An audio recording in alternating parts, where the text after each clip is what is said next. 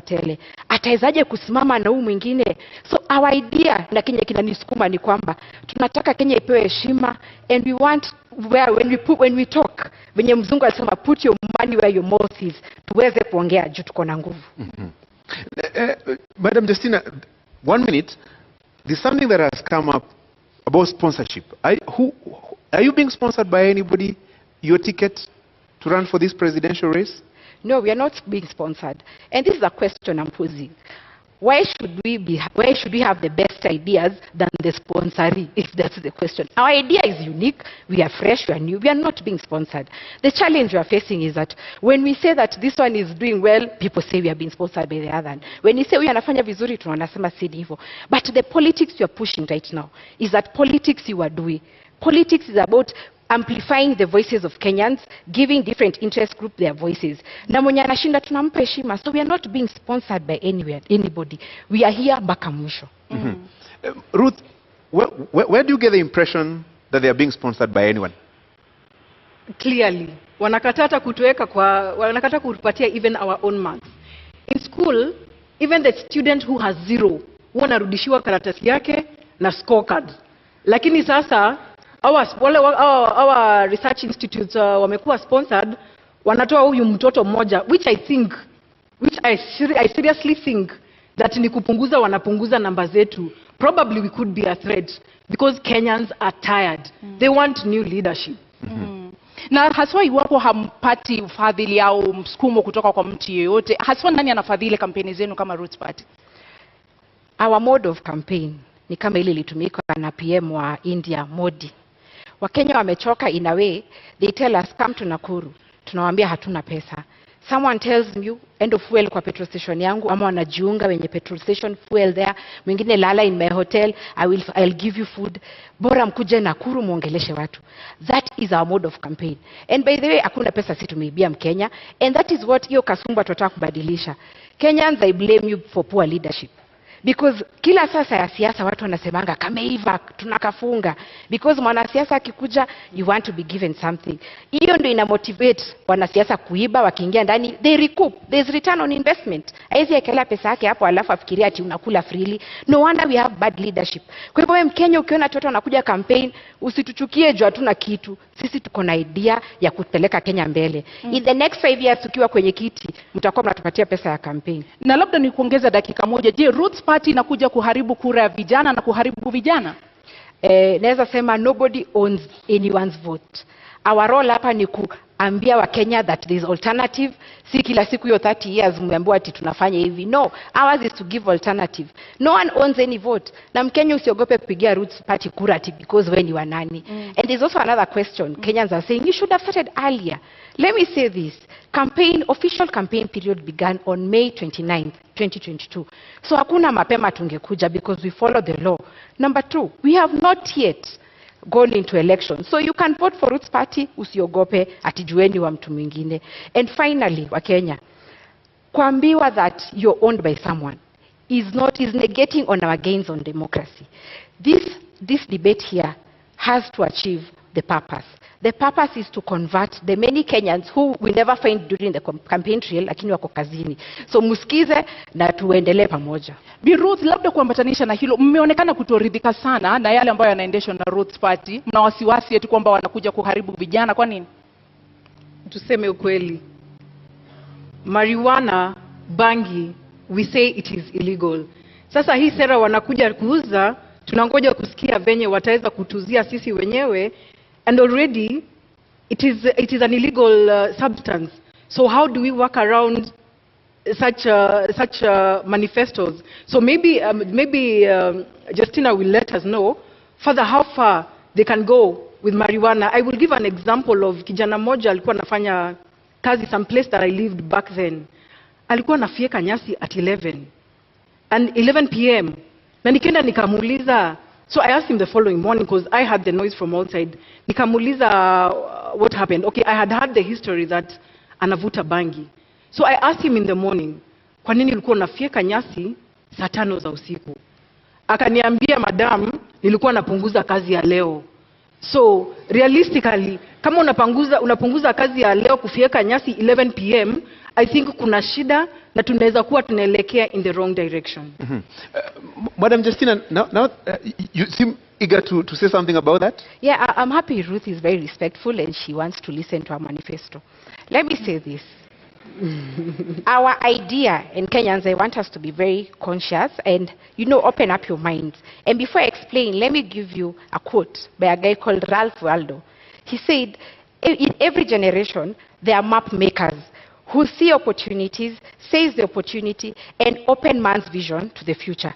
That is the direction Roots Party is taking. Now, marijuana. It's true, it's unfortunate. By the way, it's true, many people get that I have seen. I cannot say that they are not there. But remember, most people have mental challenges because of one, unemployment, cost of high living, that brings about depression. Halafu unaona watu wanapigana kwa malumbano, so high cost of living can account for the madness in this country. Actually, in Mathare, or rather the statistics in Kenya, 3 million of Kenyans suffer mental challenges. Why is it so, and yet marijuana is illegal? But let me say this, the marijuana we are advocating for. I'm happy that Kenyans have all gone through a science class in primary, a biology class in high school. There's something called species, or cousins of plants. The marijuana is a plant, yes. Naam. Muda umekwisha, lakini nitakuongezea sekunde 30 kabla nirudi kwake Ruth. Wewe binafsi umewahi vuta bangi? Sijawahi na sitawahi. Sijawahi na sitawahi.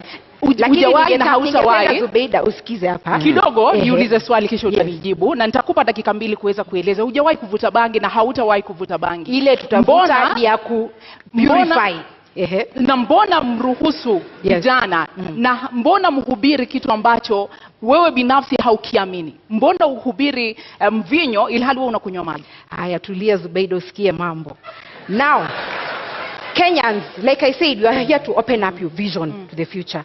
There are 2 species of marijuana, or they are cousins, let me say that. Cousin moja anaitwa THC, which has the psychoactive ingredient.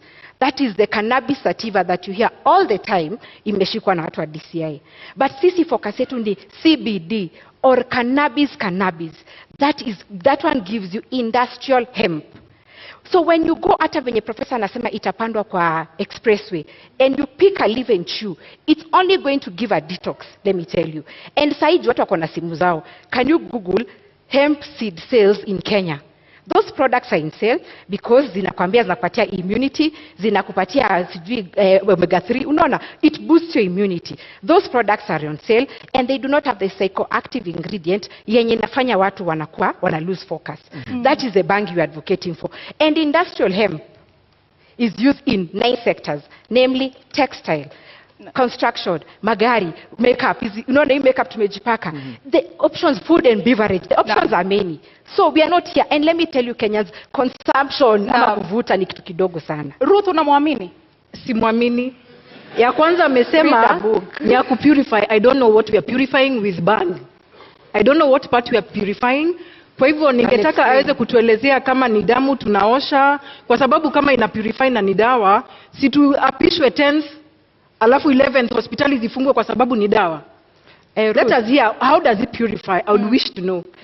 Nimjibu, Ruth, purifying si ati detox, kuna difference. Nimesema purify si detox. Kwa hivyo una need dawa ndio. And most medicine is made out of marijuana. Those medicine for epilepsy, cerebral palsy, pains, easy pains, watu wanakuanga chronic pains. So medicine inatengenezwa from marijuana. So already you're consuming. But nimesema purification process. Purification process, angalia, purification process ni, we have a challenge in this country. Mainly corruption. 2 billion is lost every day. We were told that. But corruption stems from what? Scarcity mentality. There are no other options in this country to make money. So everyone wants to go into politics where the salaries are lucrative. So your scarcity mentality, unaingia, you amass for yourself. So we are going to be purifying the scarcity mentality and the bad impact of corruption, colonialism, tribalism. Hizo vitu ni spiritual and we are going to purify them. Ndio ziishe kwa hii nchi. Ndio tukianza kazi, ile siku tutaapishwa, Kenya ikuwe safi, clean slate. So we are not smoking ati kufurahisha. Justina, umesema how you don't take the substance. Na umesema that means we are all consumers of bangs through medicinal, yes, the medicinal part of it. So that means then why are we having it legal in our constitution? So what is the reason why we have not legalized it from the beginning? That means kuna madhara ile wataalamu wanajua ndiposa hawajapitisha hapa kwetu Kenya. Let me answer Ruth. Ukiangalia nakada ilipatiwa gazettement in 2001. The economic challenge at that time, we had a government, a new election was coming up in 2002. There was teacher strike, banker strikes, the economy was doing badly.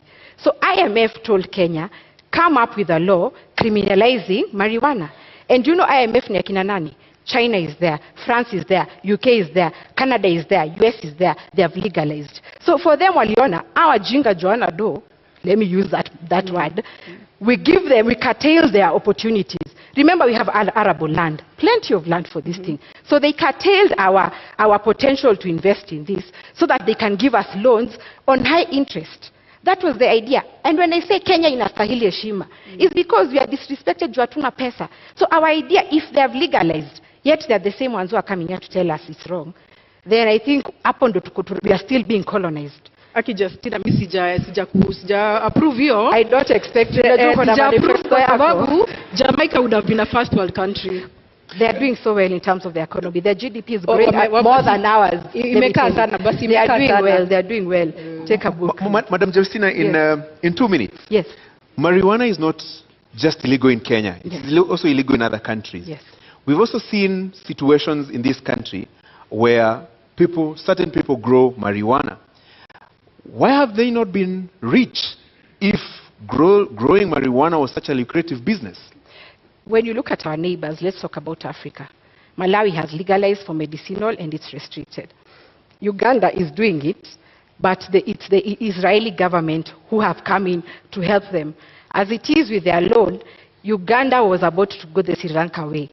So Uganda went to Israel, you know their land is rocky. So they came here and they were located in Uganda, 500,000 acres in terms of a bilateral agreement, and they are reaping returns from that.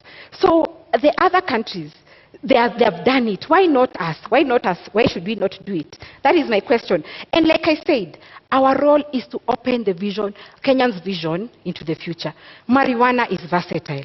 I said it is used in 9 sectors. Food, beverage, medicine, construction, textile, makeup, you know, easy fibers za gari.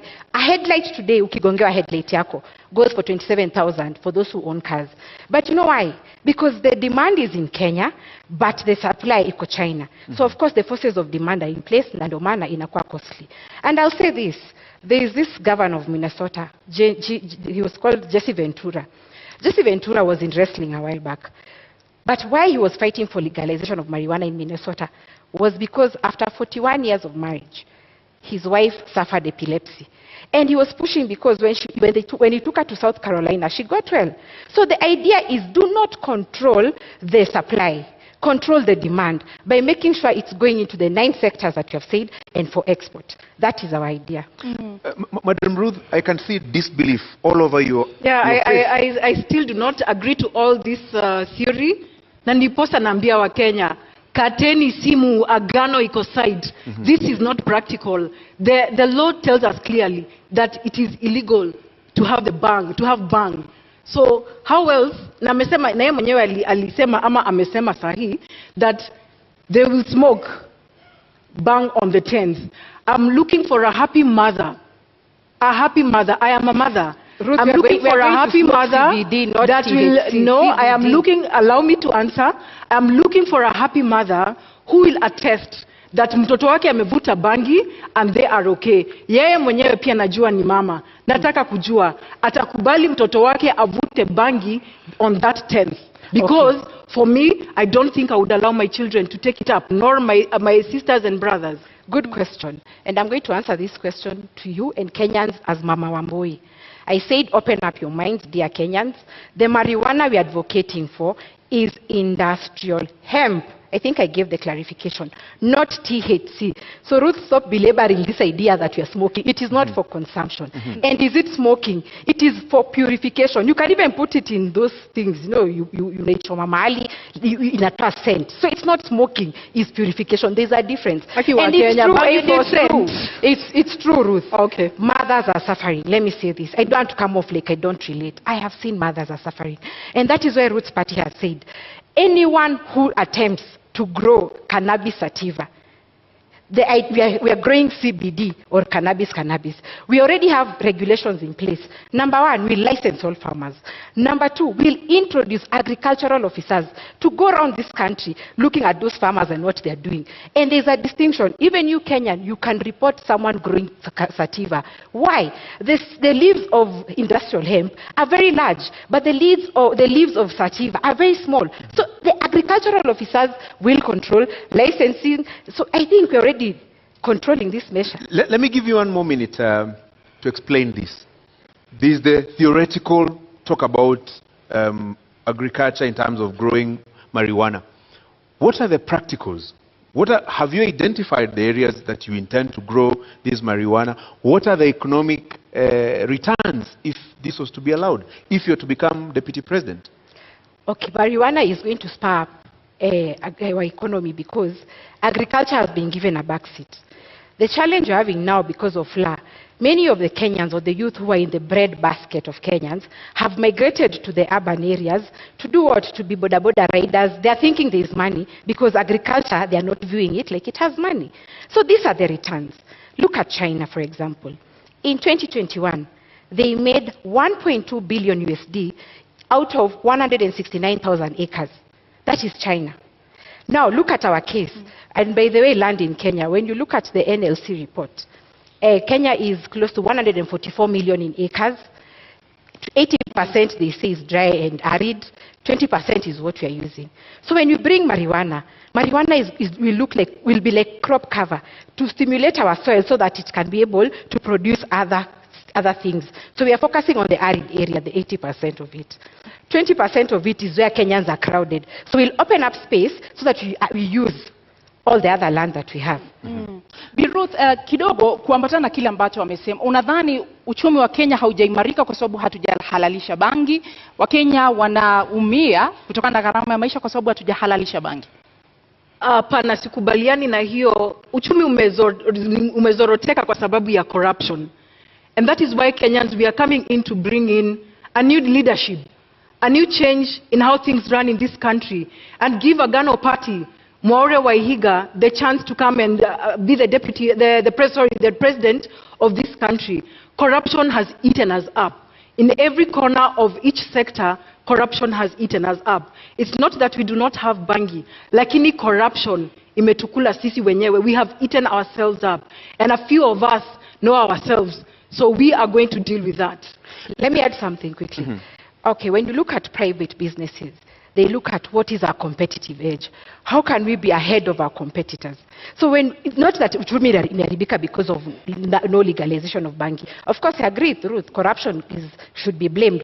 But look at this situation, that if private businesses are looking into the future, why is government scared to look into the future? And the future is legalization of industrial hemp or marijuana. So our idea as Roots Party is to run a profitable government, devoid from increasing taxes from Kenyans, from getting further debt, but we are going to look for our own money. Our own money will come from legalizing a regulation of marijuana. Case in time, a pilot study will be Kulalu Galana, the 1 million acre project. Iyo ikiwa 1 million, that is times 5 of what China got in 2021. So we'll have 6 billion USD. You can do the math in Kenyan shillings. That money is money that will be used to pay teachers, pay the civil service, increase the salaries in trenches. So for us, tunaangalia competitive edge, what private businesses do. Niulize Justina swali kidogo. Kuna kuanga na employee incentives. Ukifanya kazi kwa bakery, huwa wakati mwingine unapatiwa mkate uende nayo nyumbani.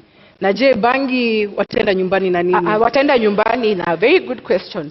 Watenda nyumbani na proceeds of bangi. And it's good you brought me to this idea. The youth in this country, not all of them want to be employed. But hawa vijana wanatafuta capital. Unaenda bank unaitishwa logbook, title deed. Kweli? You don't have. What we are going to do with Roots Party, I told you government owns 10% of 144 million acres. In every county, government land will give 200,000 acres to our youth. We'll have a thing like the Yali project, which we are calling Roots Entrepreneurship Initiative. Tunafanya competition, tunachukua 50,000 youth. Kwa hiyo mradi ya 200,000 acres. Na ujue bangi grows in 4 months. So akishauza hiyo bangi yake, hiyo proceeds 2.8 million according to hesabu za China, youth atakuwa na capital, seed capital ama capital to boost their business. So you won't take home bangi, Ruth. You'll take home capital for investment. But ni illegal, lakini bado watu wanavuta. I don't know how we will deal with those incentives. So those are the challenges in this country. In fact, we should ask the ones who are in government now, why is it illegal and Kenyans are smoking? That's the question to them. Kwa hivyo Ruth, kwako wewe ni kuhalalisha kutohalalisha bangi au ni swala la maadili? Kutohalalisha, the constitution does not allow. Lakini unaona kwamba inahujumu maadili? Sorry? Inahujumu maadili au haswa tatizo lenu kama Agano Party ni kwamba bangi ni mbaya, haistahili kuhalalishwa au ni swala la maadili? Ni maswala ya maadili na si Agano Party, ni wa Kenya. Kama it is already legal, it is currently illegal. So how safe is it? How safe is it when we start taking it up? That means we are destroying our whole generation. We're destroying our children. I am concerned as a Kenyan. So you're being unfair to Ruth. You know Ruth cannot support her manifesto. So it's true atasema ni mbaya. Let me give you some 60 more seconds, Ruth. Yes. Is it a question of faith and values that drives your opposition to the Roots Party's manifesto and proposal to engage in marijuana farming? It is more values. It is more value and faith too, yes. It is more values and faith too. Because I'm trying to look at right now, currently what is happening in Kenya right now. Nirudie statement. It is illegal. Lakini watoto wamejaa madhare. Wamama wanalia pale nje. So I'm wondering, how many are smiling? How many are going to smile? How many are educated out there to know that hii ni biashara, mtoto hafai kuvuta? Children are idle out there. Watajaribu kuvuta kidogo, and you know the consequence is going to be what we all know.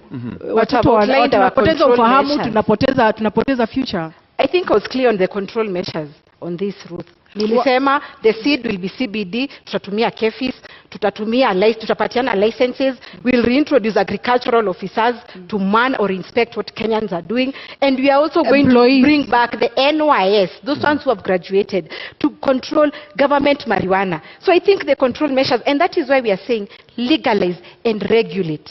Unajua hata ile shamba iko thika pale ya mananasi iko na control measures, lakini bado watu wanaiba. Sasa it is our Kenyans, we need to change tabia zetu venye Ruth anasema. Yes, you take electrical fence, I don't know.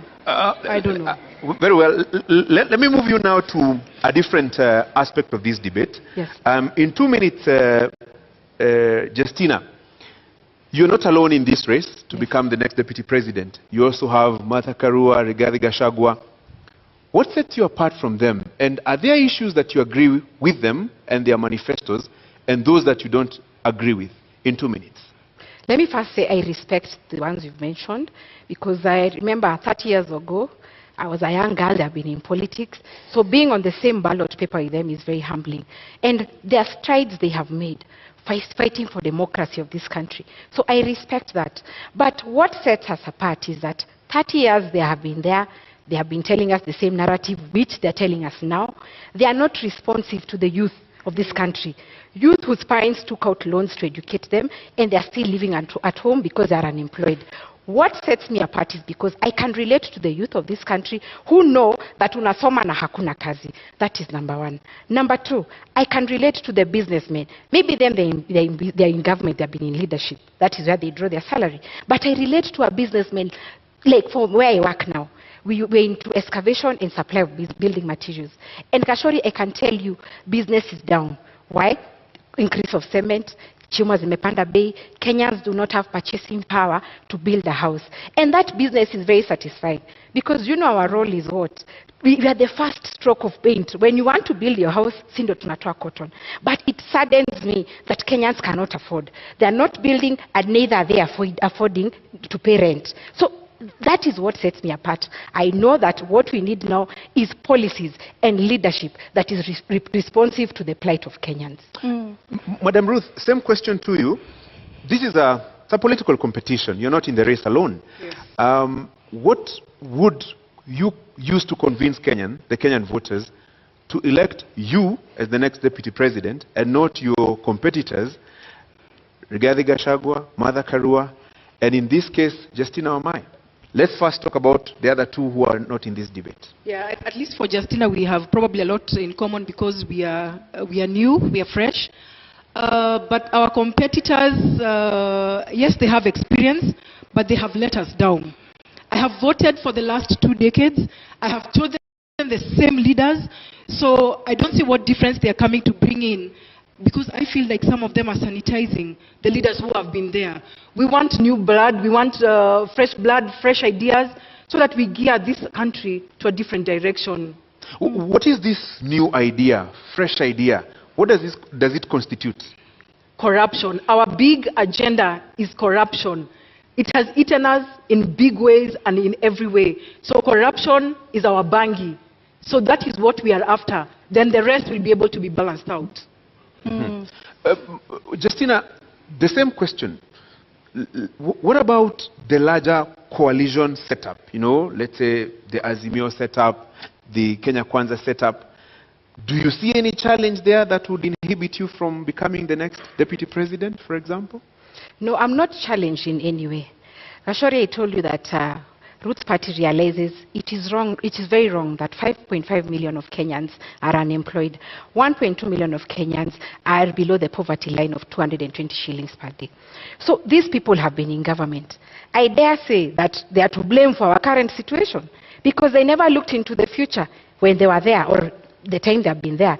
Maybe the future was telling them, legalize marijuana. It's going to set us apart in terms of competitive advantage. They didn't do it. So I'm not scared because every individual Kenyan, it doesn't matter what tribe you are, what creed or educational background, everyone is suffering.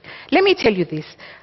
Ask a woman who has a salon or a man who has a kinyozi. Do you know boys are saying ati beard gun? It's not maneno a beard gun. There is no money kukwenda kunyolewa. So Kenyans are lacking. Unaona pesa mkononi or the purchasing power iko chini. So I'm not scared because I'm amplifying the voices of Kenyans. Right. Bi Ruth, haswa kwa sababu umetaja maadili, umetaja ufisadi. Kwa kuwe unaelewa vipi sura ya 6 ya katiba? Maadili haswa kulingana nawe ni nini kwa dakika 2? Arudia swali. Maadili, integrity, kwa maoni yako ni nini haswa? Unaielewa vipi? Maadili kwangu na kwa Agano Party is the intention to be transparent, is the intention to be trustworthy, an intention to be trustworthy to the Kenyans who have employed you. Kwa hivyo pale mimi naona the integrity has been compromised with the current and the past government and our competitors. Kwa hivyo tunaomba Wakenya waweze kutupatia nafasi. Kwa kuwa sisi ndio tuko, we are ready to be audited. We are clean. So why not give us the chance? We are not threatened by the other pair of competitors because they have been in it. Kenyans have seen. Kenyans know. This is nothing new to us. Ni kubadilisha tu, tunahitaji kubadilisha. And Agano Party is coming in as the option ya kubadilisha. Na kwa nini mnaamini kama Agano Party kwamba Agano Party ndio inakuza maadili na sio Roots Party? Mbona mnaona wao ndio wanahujumu maadili? Maadili hapo ni personal. If I got your question right. Integrity is very personal. For me and the fifth, Maure Wahiga, he's entitled to audit. I'm entitled to audit. Ndiposa tunaweza kusimama mbele ya Wakenya kuambia they trust us with this job. We have nothing to hide. We have no worry on what we need to do. Pale corruption tumesema lazima tutamalizana nayo. Pesa ile iko nje. I believe this is the only party and the governance that is going to bring Kenya back its money. Ile pesa imefichwa pale nje. The development money that has been kept out, that is over 10 trillion. Inaweza lipa deni ya Wakenya in one single day. Zubeda, one single day. Justina, let me get your understanding of Chapter 6 of the Constitution on Leadership and Integrity. 12 years later, what do you think is the challenge in implementing Chapter 6 of the Constitution? Let me say this. I think the judiciary, and I'm sorry to say this, but they are used to impede the Chapter 6.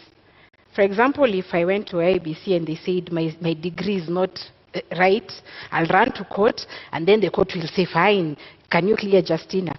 And then there are other issues, there are other agencies. For example, maybe the university or the Commission of Higher University will say, no, it's out of our, out of our mandate, we can't handle Justina.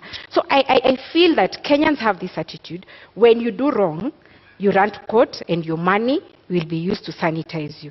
And that is why, as a Roots Party, we are saying that if you're corrupt, if you're not doing the right thing, because integrity is focusing on your conscience, do the right thing irrespective of circumstances. So even those in the judicial system who are rotten, they are going to be subjected to what Roots Party is saying, hanging, because you're the ones who are impeding how Kenyans, the aspirations of Kenyans, when they're looking out for leaders who relate to their challenges. And not just leaders, but leaders who are within the Chapter 6 of the Constitution. So integrity is very key. And yeah, we are propelling it. Professor and I have not stolen any money. We've not been in government. We are genuine. And I always tell Kenyans, tupende bure, we don't have anything. Lakini, integrity is key. If we need to go ahead, we have to instill integrity. And let me give this quote because I have time. There's a quote that Mugabe says, how can you tell young people that education is the key, yet you have poor graduates and rich idiots? So the thing is, we have to make sure that the youth, the younger generation, I'm sure right now they're watching because their parents are watching, the younger generation needs to move away from this idea of deals. And our idea, Gashori, means that you shouldn't be my friend to benefit in government. You have your own marijuana. You don't need a deal. You don't need a tender from government because Justina is your friend. Wekele industrial hemp yako will pay you according to the market price. Ruth, you've been in this country in the last 12 years. Yes. And you Since understand. I was born. Yes, and you understand Chapter 6 of the Constitution. When you look at it, what do you think has been the major impediment in the implementation of the leadership and integrity chapter of the Constitution? That is lack of will. We have leaders that are not willing to change for this country. So just as much it's going to cost us, just as much I'd wish to tell Kenyans that without very big words, if we don't decide to change the leadership of this country, it will cost us another 5, 10 decades. So integrity is paramount to us as a Gano party. We are the clean. We are the only option for Kenyan citizens. Tafadhali mtupatie kura. Tutakuja kuleta mabadiliko. Give us practical examples of how you will deal with corruption and implementation of Chapter 6 of the Constitution, because there's the saying, yes, and there's the doing. Agano Party has a covenant with Kenyans to abide to the constitutional law. And we say, if you do not follow the law will follow you. For us, nobody is above the law. If you have been in corruption, you will face the law. We are not hanging anybody. Na umenielekeza mahali ambapo nilitaka kuelekeza wewe binafsi. Unadhani tutaweza kukabili ufisadi kwa kuwanyonga wale ambao ni watuhumiwa wa ufisadi? Agano Party governance yetu si ya kunyonga, lakini tunaweza, we are able to deal with it in an amicable way following the law. I don't think even kunyonga is in the Constitution. So that means the one wana breach kuvuta bangi na the next wana breach kunyonga watu. Bi Justina, mmesema kwamba mtasitisha katiba mtakapoingia mamlakani. Hasa mtakuwa mkitumia vigezo gani kuhalalisha hukumu ya kuwanyonga wale watuhumiwa ufisadi, namna ambavyo unasema kwamba mtawanyonga? Na tujasema tutasitisha katiba as a whole. Tutasitisha parts. We will suspend parts of the Constitution that are not working. Chapter 6 is not working. Hiyo tutasitisha. Because we need to instill fear in public assets of the public. Let me tell you this. In China, if you're corrupt, you're shot. In UK, if you're corrupt, you're taken to court or you're jailed. In Japan, if you're corrupt, you're so scared, you commit suicide. So why is it that Kenyans are jittery about, we are crying every day, corruption accounts for this loss of money, but when it comes to executions, Kenyans are jittery. We are going to suspend Chapter 6. Go back to the Kenyans and tell them, what do you think about this hanging thing? And let me tell you, they are all very happy. They are saying that corruption is accounting to deaths. Look at the badly done roads like Ngong Road. Ngong Road is badly done, a local contractor.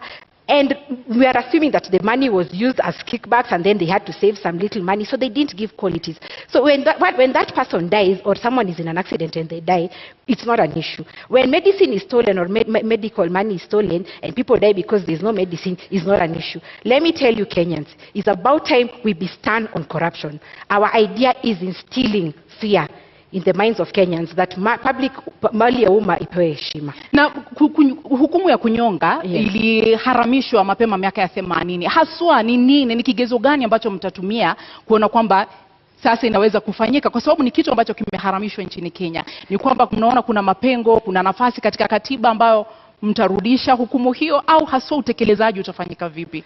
Unajua hii katiba, Zubeida, ilikuwa copy and paste. Watu walikimbia huko wanaona ati wazungu wanafanya aje. Na wazungu ama wa China ndio wanakuanga na hizo UN conventions ati human rights issues. Kama kwao they are shooting, where are they curtailing us? And that is why I'm saying Kenya haipewi heshima. We need to be firm on this, because sisi ndio tunajua shida zetu. Hakuna mtu wa UN ama nani who are feeling our pain. Sisi wenyewe ndio tunalala njaa, sisi wenyewe ndio tunateseka, hatuna kazi. So we are going to look at it as Kenyans. In fact, katiba kama ingekuwa inafanywa public participation, ingekuwa ingetranslatiwa in all tribes. Mtu asiseme ati because nani amesoma niko sawa. No. Ruth, the last time in this country somebody was hanged, a convict was hanged, was in July 1987. 35 years later, would you agree, would you support the hanging of convicts, and particularly those who have been found culpable of corruption? Francis, I'll go back to the law. We have a covenant with the Kenyans. We have a covenant with the law. The law clearly stipulates we are not allowed to hang. So what business do we have hanging convicts? There is a law that enforces corruption, the people who have committed corruption. So for us, ni kumaanisha wakivuta bangi on the 10th, one, that is breach of law. Sijui kama hanging is part of it, because it is breach of law. They have broken the constitution. So I don't think I would agree that we need to suspend part of the law. We just need to probably sit with experts if we need to revise. But I don't think we need to hang people's life. People deserve to live and be corrected. Ruth, there are very many injustices. Let me give, for example, Anglo-Gleasing Golden Bag. Yes. Money was stolen in this country. So in your opinion, the Agano way, how would you do it if it's not hanging? It is law. They follow law. Which is, si tunafunga?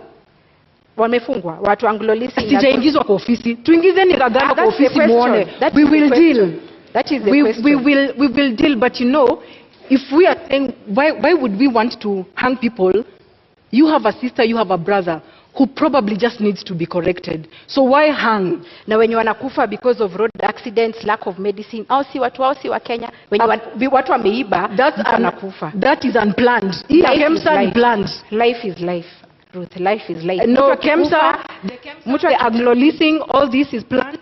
Mtu akigongwa na gari, that is very unfortunate. And God forbid. Those unfortunate instances, we cannot debate on because that. Of road design. But we are discussing about, surely. Road design. We can. Sorry. We can. Okay. Kwa hivyo Bi Justina, kama Roots Party, kwa kuwanyonga mtarejesha vipi mali ambayo wameiba? Mtatoa vipi mali ambayo imetumika vibaya, imeibwa, pesa ambazo mnasema zimefichwa katika mataifa ya ughaibuni? Ukinyonga yule mtuhumiwa, hiyo mali itarudi vipi kwa Wakenya? Na wacha niseme, atusemi mtu akigongwa na gari anakufa. Nasema people who are given jobs, like to build Gong Road, for example, those people want to save on money. So the road design does not, they save money, so wana save pesa and wajenge barabara in a cheap way. But niseme hivi, there is a process, Zubeida. We are not just going to pick someone at because media imesema is they are corrupt. We are going first to kuongeza mshahara vizuri, judges, policemen, we have to increase their salaries because they are bait corruption, because mtu ameiba pesa kidogo anawapatia. We have to give them increase their salaries. However, there is a judicial process, a fair hearing. Go process ifanywe na tukusikize. Na pia tunapeana caution. It's not like the chicken gate case in the UK. Hapa Kenya taijaisha. So pia watu wa judiciary, they will notice they have to speed up this nini. So kutakuwa na hiyo wapelekwe the process. We have to get the assets back. We have to recall the assets na pia waende wakanyongwe. Ruth, Sijui kama wote watakubali, because if I know I'm being hanged, so why should I tell you mali iko? There is a process. There is a judicial process. Maybe the first two might be caught with the process ya rudisha mali alafu tunanyonga. But someone else will think, kama unataka kuninyonga, finish me, wacha wengine wakulie hiyo pesa. Okay, so I don't think I would justify that. But for us, we are saying the corrupt, we will go even for the big fish. Sisi hatuogopi, tunataka pesa irudishwe, ndio imeweza kuumiza economy ya hii country. We have, our president is planning to give a moratorium where the Kenyans who have stolen our money, wameficha development money, warudishe, wanapatiwa nafasi ya kurudisha. Hapo pale mtu anapitisha ile wakati umewekwa, so from there, the law takes its course. In 2002 there was such. Why has it not worked? Maybe in your opinion, I'm not saying you're not in government, yes. Ruth, but you need to show Kenyans that you understand. So, it was there in 2002. What in your opinion is, what is the reason why it didn't work out? The idea that you're sharing, in your opinion? Leadership problems. Leadership problems, Justina. We are different leaders here. Let's talk, because you seem to agree on the seriousness and the challenges of corruption in our country. Yes. Given an opportunity, Justina, in 2 minutes, given an opportunity to be the next deputy president with the government that you will form with the presidential candidate that you're supporting, what are the specific areas that you would target in terms of dealing with corruption practically? Because there's the whole question of administration of justice. And like I said, the three arms of government they are being threatened. How? The independence rather is being threatened. When, for example, the executive says this, someone runs to court, and then the process is stopped. That is the backdrop of why we are going to suspend the Constitution. But yes, administration of justice is there. But again, has it worked for us? And you know, law was made for man, not the other way around. It is upon us as Kenyans to sit and say, are you happy that 2 billion is lost every day? They say no, because it's accounting to unemployment, inflation, high cost of living. So we are going to we'll be together, the Kenyans. We are going to call for public participation. And the Kenyans, I can tell you, they are very happy about it. Because someone is feeling like, I wake up like in Meru, I wake up at 4 a.m. kuchukua hiyo mira yangu, I pack it. Someone is eating the taxes. Mtu anajifanya ndio mjanja kuliko wengine. So Kenyans are tired. Of course, that aspect is there of administration of justice. Lakini Gashori, Kenyans are suffering. So sisi tutaka participate now, and many of them are supporting this. We need to instill fear in assets of the public. Heshima kwa public assets. Bi Ruth, haswa endapo mtaingia mamlakani, mnawapea Wakenya muda gani waweze kuona matunda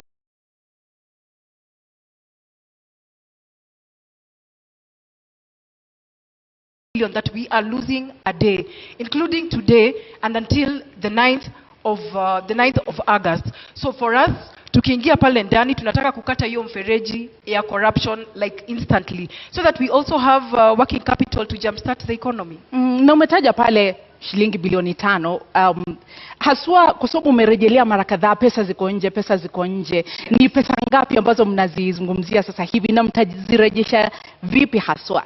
Mmeweza kupiga hesabu mkajua ni ngapi na ziko wapi? Ni zaidi ya trilioni 10. Na ndiposa nilisema pale awali, it is possible for us to clear our debt in a day. It is more than 10 trillion that is out there.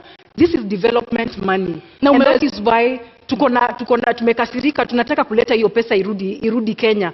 Tunaweza kosa kuleta na the first 100 days, lakini wa Kenya, we are committed to bring this money back. And in 2017-2018, budget ikisomwa, the Henry Rotich, he's on clip, he's on record, akisema there is money outside. Hiyo hatuna confirmation that pesa ilirudi. It has only been accumulating over a time. Now, by the time we were getting into this candidature, it was over 10 trillion that is outside there. Bi Ruth, unaona kwamba mikakati ambao wako nayo kama Agano Party kweli itasaidia katika kurudisha hizo pesa, na unaamini kwamba ni trilioni 10 ambazo ziko nje? Okay, one thing I'm happy about, sababu Ruth and I agree that corruption in affect wa Kenya sana. Lakini mikakati zao are not practical. They lack the how question. How are you going to do it? Utanishurutisha aje pesa yangu iko huko Swiss account to return it? How are you going to force me? Kwa hivyo, the idea is good, but it's just an idea. It lacks practicality. Moratorium tumesema tunapatiana moratorium. You know you have money outside there, we give you time to repent. Sisi agano tunapatiana time to repent. You won't uweze force kurudisha pesa, and remember we have external and internal. We have external and internal. Kwa hivyo pia hapa ndani, that's what I'm trying to say, we have already commenced the process ya kurudisha ile pesa iko nje. Hapa ndani, the local individuals, we will give them the chance to return, so that if they don't do that, sasa the law takes its course. Hapo, in another 30 seconds, Ruth. When you say pesa ziko nje, give us specifics. Let me give you a minute actually. When you say pesa ziko huko nje, do you have the specifics? This amount of money is in this country, this amount of money is in another country, and is taken there by so and so. Do you have the specifics? I may not be having the specifics, but we know the big fish that is having money out there. So, yeah. Justina, pesa ziko huko nje? Do you believe kuna pesa huko nje? Okay, I believe juu tumeambiwa Pandora box kwa media, but sisi tunasema yaliyopita si ndwele. Kama mtu tushajua huyo mtu tutampeleka through the judicial process, we are going to recover their assets. Kwa hivyo pesa ziko huko nje, after the judicial process tutarecover. But mimi niseme hivi, there are so many injustices in this country. Anglo leasing, hizo zote, you know, post-election violence zote zimefanyika. Do we hold on to the fact that we shall never forgive? We want to punish people? I think we should take the direction of Rwanda. After everything that happened in the genocide, tukae hivi tuseme wenye wamehangiwa na we have recovered assets, ni sawa. Mwenye amekata ahame Kenya because hatutaishi na yeye. But the fact remains, let us adapt a forgiving nature, put in firm policies on how to deal with this, and finally give the opportunity. I said people are corrupt because of a mentality called scarcity mentality. Why are they corrupt? Because in government unasikia MP is earning 1 million, huku nje there is nothing that you can be able to get in that value. So tukipeana opportunity of legalizing bangi, Kenyans will have money. Maybe niongezee ni kusema, we are not saying we will not forgive anyone. Ukisema utarudisha pesa yetu, we have no reason, we do not have any reason ya kukupeleka ahead na kukuingiza ndani. We just want Kenyans to bring back development money. Sijui venye wao wata jumpstart economy, but that is a long term strategy for us. Pesa irudishwe ndani. Tunapokata hii mfereji na inapoteza pesa 2 to almost 5 billion a day. Tutapata nafasi ya kuweza kutengeneza our economy without having unnecessarily borrow more money out there. Kwa sababu nikisikia venye anasema, then that means wataongeza loan ile tuko nayo sahi. Roots Party is fighting to pay off the loan. The loan as it is 9 trillion Kenya shillings or 70 billion USD. Our idea is this, Ruth. Marijuana or industrial hemp takes 4 months to grow. And I gave an example that Kenya government owns around 14 million acres. Tufanye pilot test ya Kulalu Galana. In 4 months tumekelea industrial hemp. In 4 months we are going to be able to recoup 6 billion USD. So we are going to be in the process of paying. Hata tukisema Kulalu Galana ndio tunalipa nayo. In 3 years 6 months tutakuwa tumelipa deni hiyo 9 trillion. Lakini tuko na shamba, we have times 14, you know, 14 million. So we are going to know how we are going to appropriate this land. But niseme hivi, our idea, and I tell Kenyans, I'm here to tell you the truth, the economy is messed up. You need an honest leader who tells you it's not going to be easy. But our idea is that don't even question us at the first 100 days. That one will be lying to you, atutafanya. But in 1 year, ask me as Justina, did you achieve to get the 50,000 times 2 youth who got 2.8 million each? Because I said marijuana takes 4 to 6 months to grow. Right. So in 1 year, tutaweza kufanya hivyo. Ruth, let me now introduce a discussion on the cost of living. Yes. And I want to give you 2 minutes to tell us, in your understanding, what is the driver of this rising cost of living? And if elected president, let's say in the first 100 days, what would be the Agano proposals to reduce the cost of living? I agree to what you're saying, and I think the 100 days for us, we will repeat that our agenda is corruption. Cost of living has been affected by corruption widely. And if we deal with corruption, I think Kenyans will smile back at us. And the first 100 days, one that was implemented yesterday, na ninajua unga haijateremka, 2 weeks ago, on our manifesto, we launched that. We will introduce the subsidy of maize. It was introduced yesterday. Now, Kenya wameambiwa to wait for 2, 3 to 4 weeks for it to be felt. Jana nimepitia kwa supermarket, bado unga ni 230. So for us, we still have to bring the subsidy for Kenyans to be able to eat, because a hungry nation is an angry nation. For us, we're also planning to implement the pay cutoff of 50%. I know you'll want to ask where the deficit is going to come in. Our repayment period for the loan is 1.3 trillion. And the financial year, the last financial year, KRA reported that the payment that was done through the payee was 461 billion. So if we cut off the payee by 50%, that is 230 billion deficit. If we come and cap the repayment period, the repayment of the 1.3 trillion, kumbuka tutakuwa na ile extra 300, ile tutakuja kusongesha pale kwa payee, so that we are able to run our activities as usual and even have a small surplus of 7 billion to run with. That being amongst them. Do you agree with her and the proposals to reduce the cost of living? Okay, first, I can't agree with her, definitely, but cost of living is occasioned by inflation, number one. Too few goods, but there's too much money in circulation. Number two, taxes. When manufacturers have the tax burden, they push it to the consumer, and the consumer is not having any salary increase. So that is the reason we are having this. So let me say this. We are not going to do the 100 days, that's a lie. But you ask us after 1 year when you get into office. That one, we are going to widen the tax base. Why? I said marijuana is used in 9 sectors, across 9 sectors. Example, paper. We are going to give life to pan paper. Pan paper had been given life, but again the logging law came in, so they don't have raw materials. We'll have marijuana that will be used for that. So our idea is to drive local economies whereby a Kenyan, instead of importing something from China, like the people of Nyamakema, their stuff was burnt for lack of quality, let them organize themselves, have local industries. If it's textile, plastic, paper, printing paper by the way is very expensive. So when we have local economies, we are going to widen the tax base so that a corporate tax shouldn't be 30%. We can lower it because we have more in the tax net.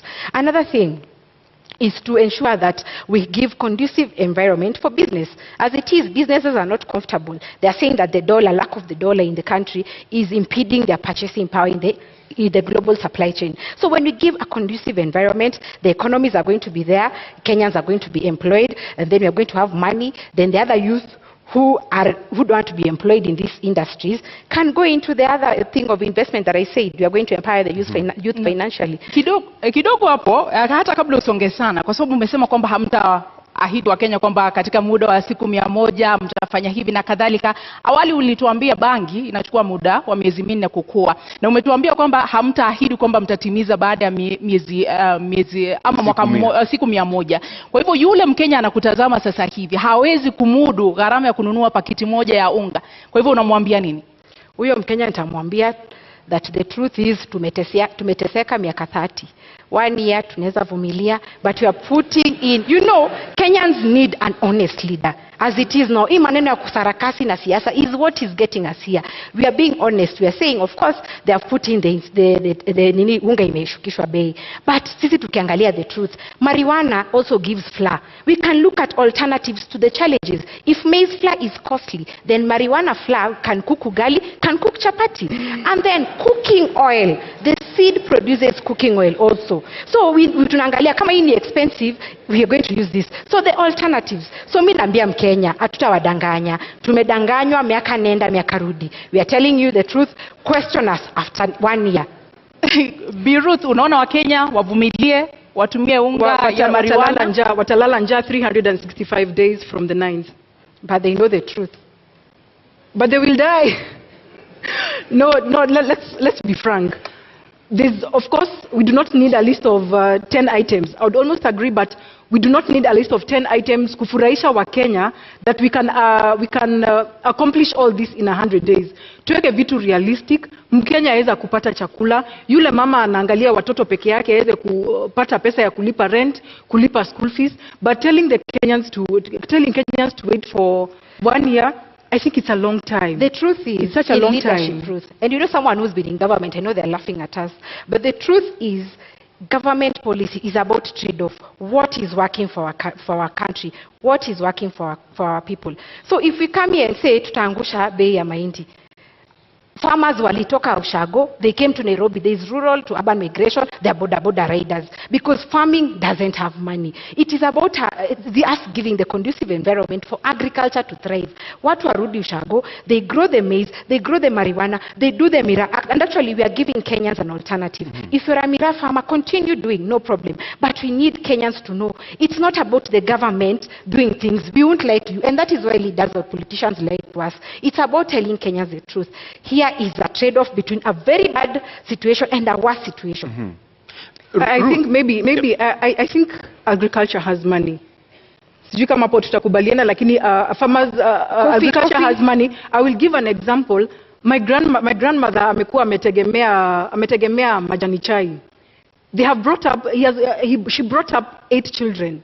Lakini sai mkulima wa sai analia. So if we restore back our economy, that means hata ule mtu hajasoma ataweza kuongeza pesa kwa mfuko, na tuweze pia kukata hii importation tunaleta ya michele, na kuna project kuna schemes kama za Mwea tunaweza patia wakulima nafasi to boost themselves back, na Wakenya waweze kupata chakula ya kukula. Just like even the maize, people are having maize in the granary.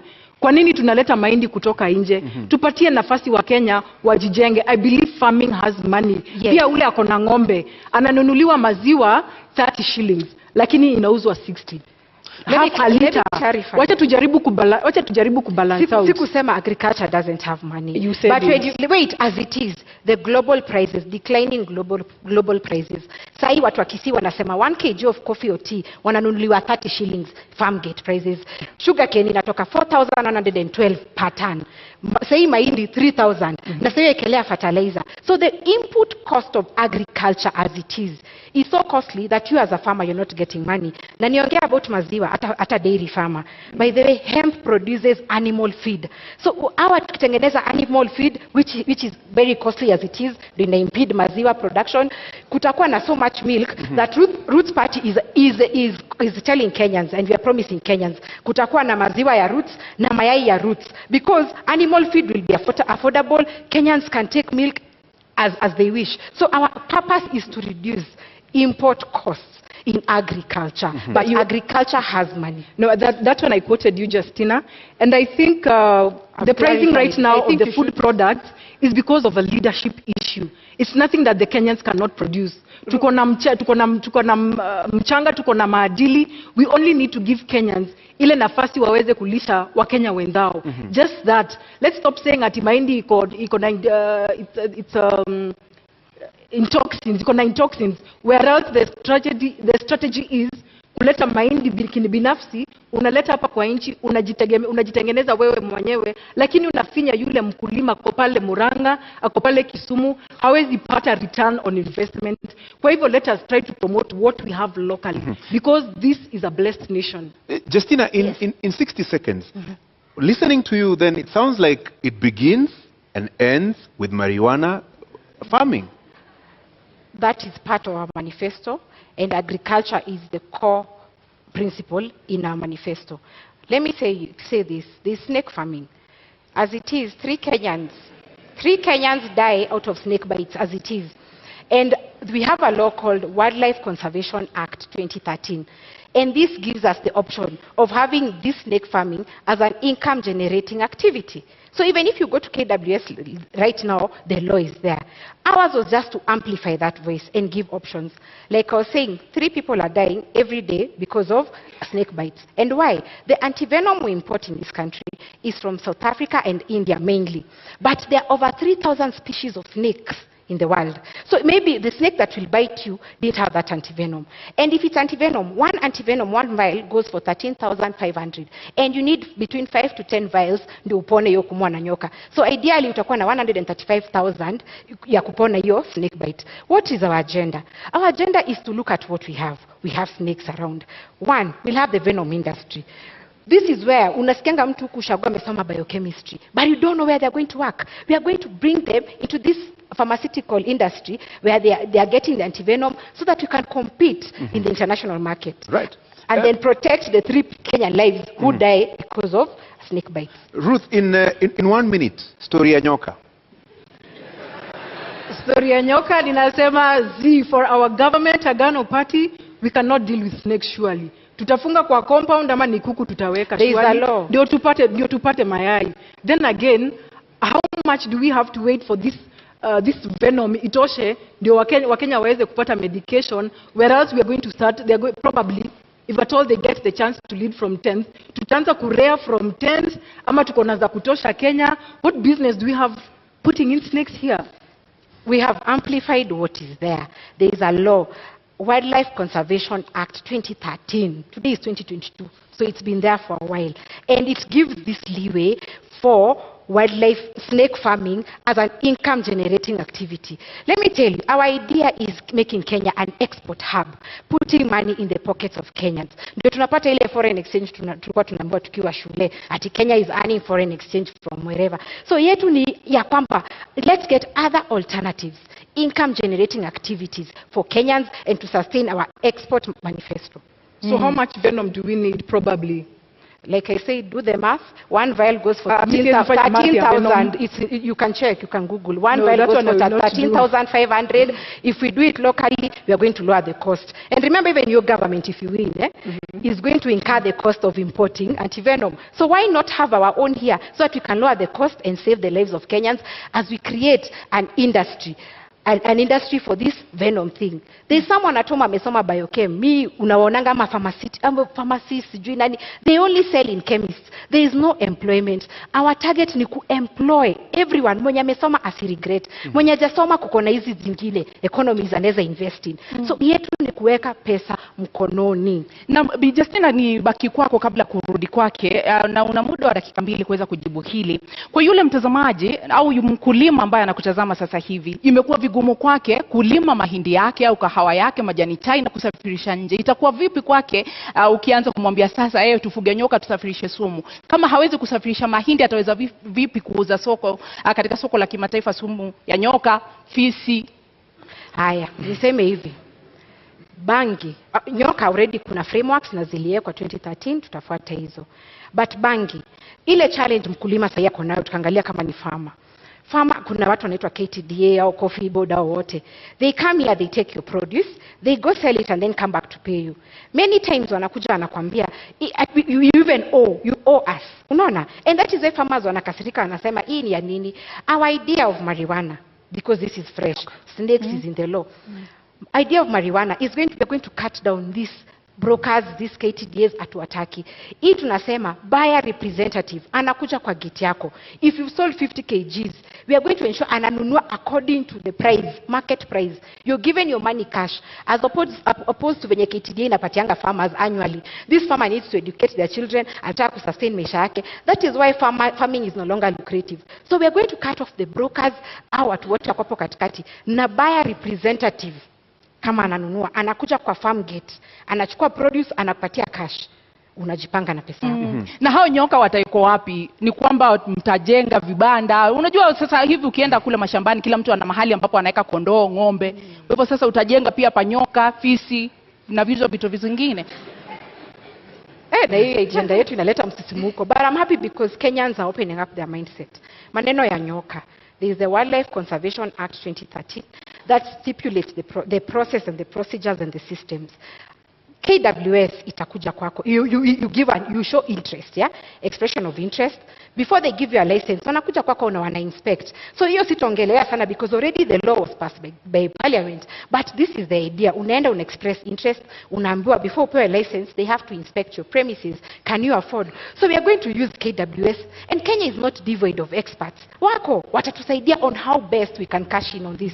Na nimesema it is being done because we import venom from South Africa and India. They are doing it. Why not us?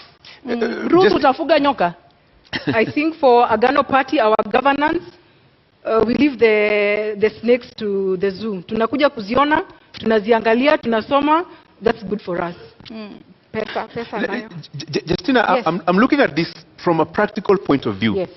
If you want to introduce, let's say, tea farming or maize farming, you give farmers seeds, fertilizer, and everything else. So what will you give to somebody who wants to engage in snake rearing? What will we give? Yeah. Like I said, Gashori, the law was passed in 2013. KWS, we are not doing it at Justina or Professor Wajakoya. No, there are regulations in place. Hao ndio wataenda na KWS will advise them as it is mali watatoa hiyo nyoka, because there's already a research process in place. Wako hapa Ngong Road na ya government, it's government owned, nina support KWS in this process. So what we are saying, hatutapeana nyoka. Justina Wamae or Wajakoya won't go and give snakes. No, we will work with the experts, and Kenya haikosi our experts. We'll work with KWS, but the fact is we have amplified the voice that this is an alternative income generating activity. Una la kuongeza kabla tu? Naona KWS wako na kazi mingi ahead of their government ya fisi na ya nyoka. For us, we are safe again. We leave them in the zoo. They were expecting, the law is there, the Wildlife Conservation Act 2013. Those were just my remarks. Yeah. Naam, tuingie katika mada yetu ya mwisho katika mjadala huu wa leo, ambayo inahusu kinyang'anyiro hiki ambapo kipo, namna siasa zinavyoendeshwa. Kwa mtazamo wako Bi Ruth, katika muda wa dakika 2, unapoangalia jinsi kampeni zinavyoendeshwa, jinsi uongozi unavyoendeshwa humo nchini Kenya, kama mgeni katika ulingo wa siasa na katika masuala hayo yote, ni kipi ambacho unaona kinastahili kubadilishwa katika namna tunavyojiendesha? I would say that I have been a leader. One, I will not call myself a new politician in this field. I have been a leader from the time I was a young girl. And I almost actually got into the Nairobi gubernatorial in January 2021, a governor with David Mwaure. Lakini Kenyans and Nairobians know what happened.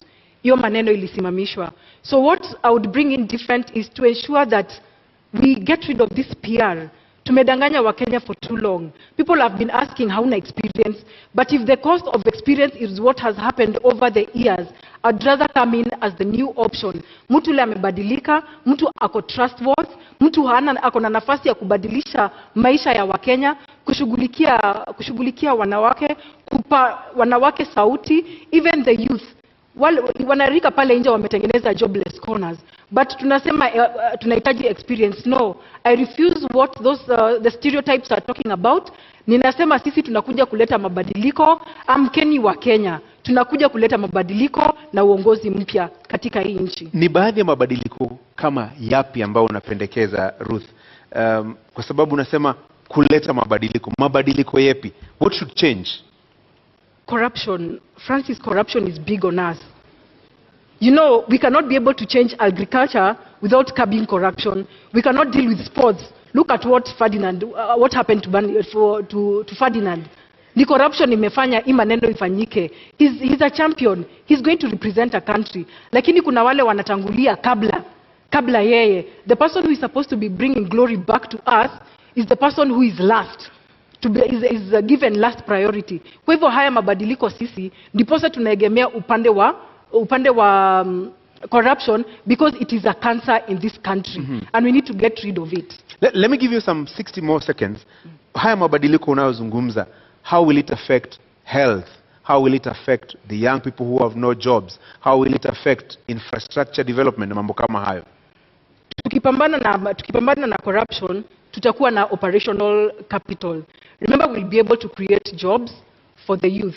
Kuna wale wamefanya degree, 2,000 of them probably after every year wana graduate. Hawana makazi. Wakienda kutafuta kazi, they're being asked for 3 years experience. It is not bought over a shelf.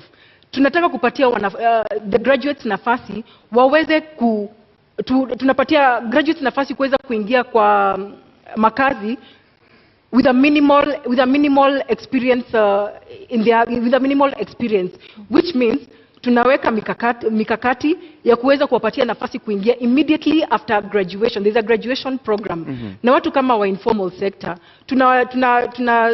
tunamsha the industries that have been dead.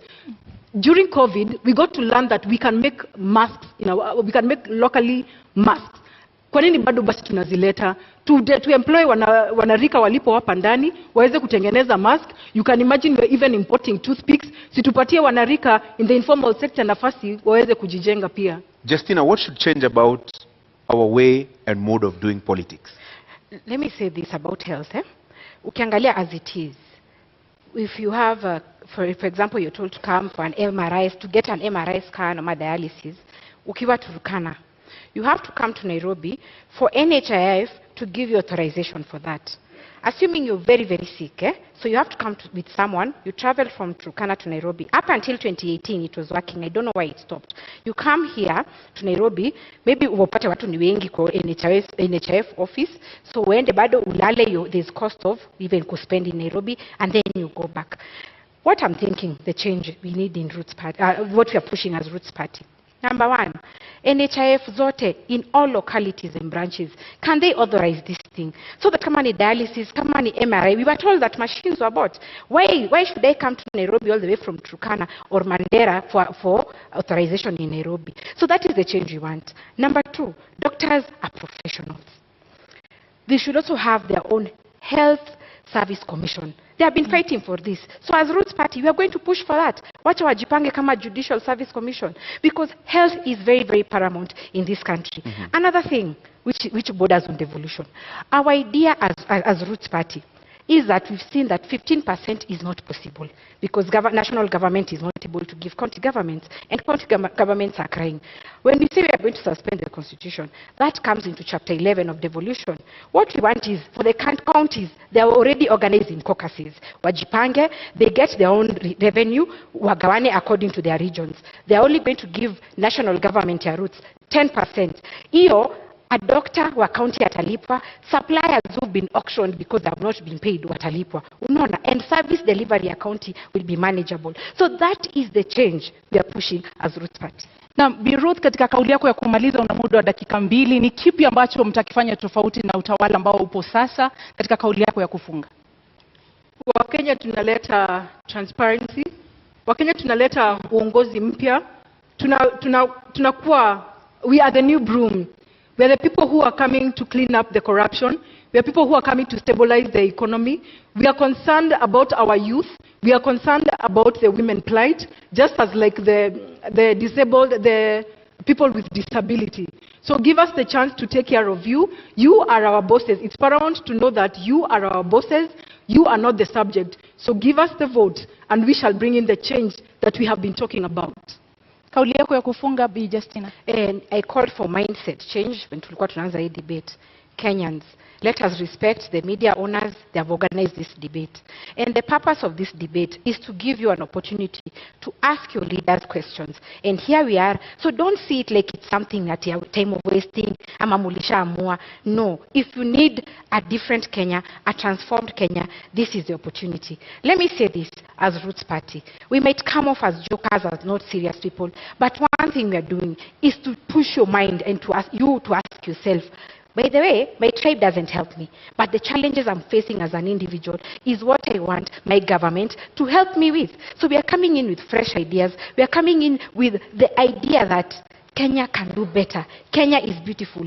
We have athletes who we are always trending that they are doing well. We have musicians who are doing well. But when it comes to leadership, why do we have low self-esteem? Why do we choose people? Why are we scared to go a different direction? So my call to Kenyans is that Roots is different. We are giving you a solution. We are explaining to you where we are going to get the money to run government projects. And we are ready to serve you. So be different. Don't feel like anyone owns you. Don't feel like you're doing someone a favor. And for the 44 million undecided, I hope I've convinced you. And the ones who are decided, I hope I've converted you to vote for Roots Party, because this is the government and the party for the future. Thank you very much. Asanteni sana. Mnaweza kupokezana mkono. Thank you. Na wanaposema wahenga, kilicho na mwanzo lazima kiwe na mwisho. Hii sasa ndio tamati ya mjadala wetu kati ya wagombea wenza wa kiti cha urais. Indeed, our appreciation to candidate Justina Wamae and Ruth Musheru, and to you, the audience here and out there watching on television here in Kenya and around the world. Thank you all. I'm Francis Gashuri of Citizen TV and Inoro TV. Nami naitwa Zubeida Kananu Kome kutoka KTN News. Usiku mwema.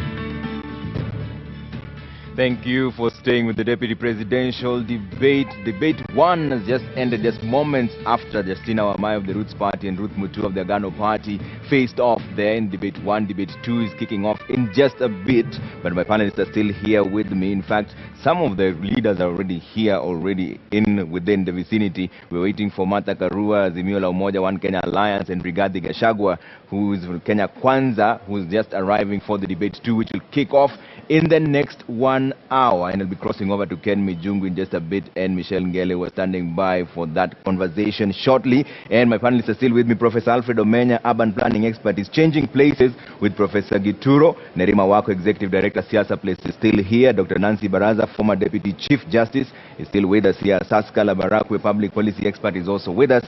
And Wanjiru Gikonyo, executive director, TISA, which is the Institute of Social Accountability. Just moments before this debate kicks in, the second debate, Wanjiru, who impressed you in the first debate and why? Well, I have to give my kudos to Justina. First of all, I think both were impressive, and it's a landmark that we have two women being able to hold this debate. Yeah. So that means out of all the candidates, we've got a total of 3 women as deputy. That is the trend we need when we are talking about gender inclusion. In terms of the debate, I'd have to give it to Justina. Yeah. I felt she argued her points very convincingly. I think she gave a lot of good background information. I've learned a lot. Yeah. But they both did well. Both did well. Asaska, who impressed you? To be honest with you, I give it to the Roots Party for making cannabis a national conversation in this debate this evening. Kudos.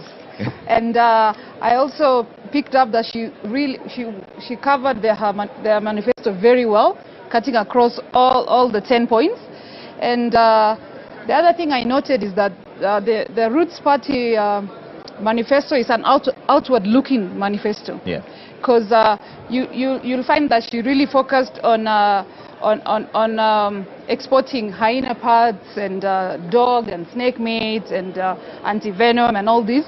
And they are looking at China particularly. That I find it quite interesting because China is one of the highest consumers of these exports. And because of this, she's really hammered it down on legalization of marijuana. Yeah. And she made it clear to Kenyans that, hey, we're not just going to work in an empty space, No. We'll have laws and regulations guiding the farming of marijuana. Yeah. So I found it very interesting and captivating. Dr. Baraza, were your expectations met? Are you convinced now? You're waiting to be convinced whether this is an alternative option. I think before I answer that, Trevor, I want to commend the two candidates. Yeah. I think, as Wanjiru has said, I think our democracy has grown. It's growing, that we are having women stand before us and debate and offer themselves. I think our democracy is a demonstration that our democracy is maturing. Yeah. But to come to the issues, I think Justina did very well. She was on top of her manifesto. They are thinking outside the box. She gave us what is it? The issues around their manifestos and why it is important. The issues and how they intend to realize those issues, the law, the regulations. I think she did very well. Yeah.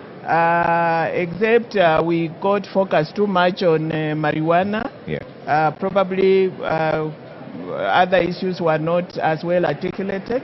As for Agano, Ruth performed well too, but she ended up reacting to Justina and forgot that they have their own manifesto. She didn't articulate their own manifesto very well. All right. Otherwise, I think it's a clap for our democracy. All right, Dr. Baraza. And you can see right now this debate 2 is just about to kick off. It's starting off in the next 45 minutes or so. And one of the candidates there, Honorable Rigathi Gachagua from the Kenya Kwanza and UDA Brigade, is already here, ready to face off with Honorable Martha Karua. He's just come in first. And of course, they're going to hold him for a bit. wait for the second part of that debate, which is kicking off at exactly 8 p.m.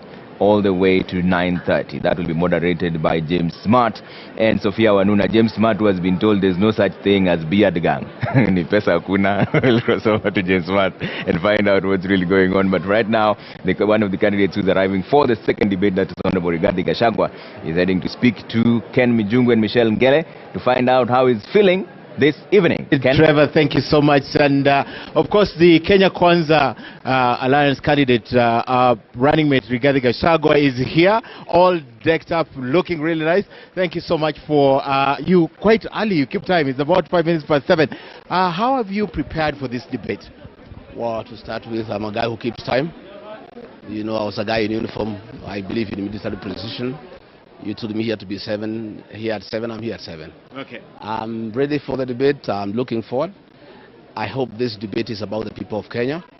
I hope we are not degenerate into triviality and innuendos and rumors and unnecessary issues.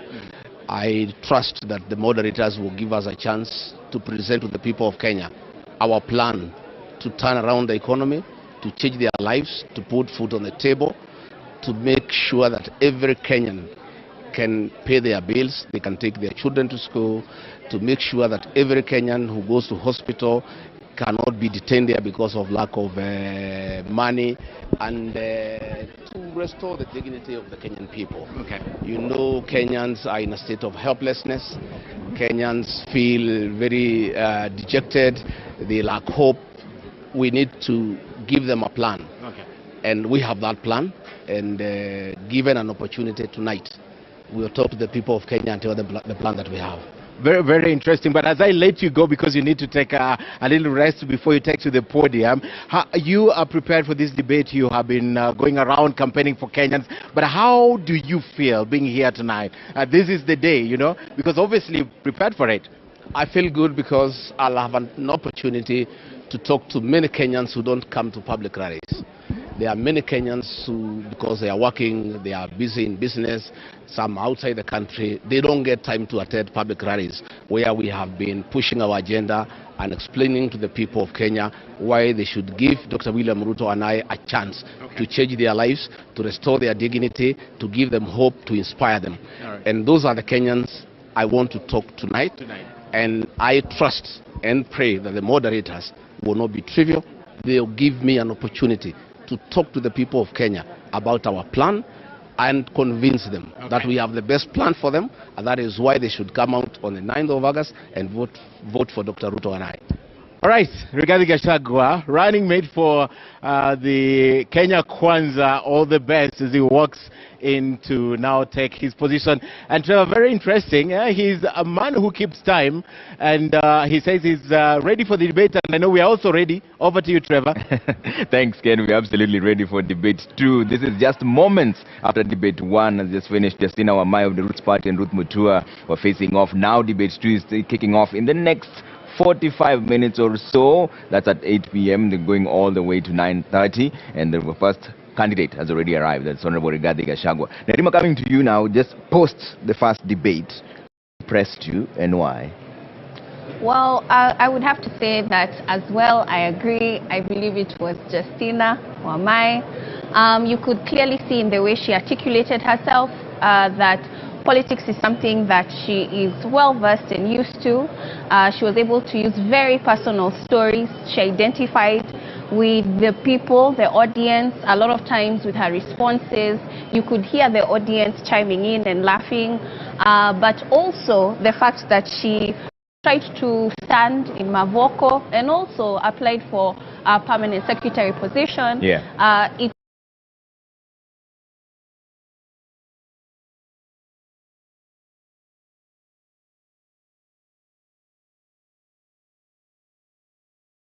Still thinking of what toothpaste to purchase? Try new Colgate Total with vitamin C. Zinc and arginine attached to the teeth like a magnet. And now with vitamin C, the advanced formula provides 12-hour anti-germ protection. Try new Colgate Total. Nasema ni asanti. Bila shaka tunatumai kwamba umeweka msingi wa yale ambao mnataka kufanya hata siku za usoni, lakini asante sana kwa muda wako. Bila shaka tukiwa na migaragazano kama hii tutakuwa tunatafutana na nyinyi. Haya basi, ndio kama ulivyosikia mtazamaji, wagombea wenza wote wakifurahia fursa hii kuweza kuzungumza na wananchi na kuuza sera zao kwa wale ambao walikuwa bado hawajakuweza kuwafahamu ama kuwaelewa zaidi. Lakini kwa sasa hivi tunakwenda kwake Trevor Ombija, bado akili na wachanganuzi, kuzungumzia tu awamu ya kwanza na pia matamanio na yale yanayotarajiwa katika mdahalo wa pili. Asante sana Nimrod na Busara there, but let me come back to you. You're finishing your thoughts on why Justina is the one who impressed you. Yes.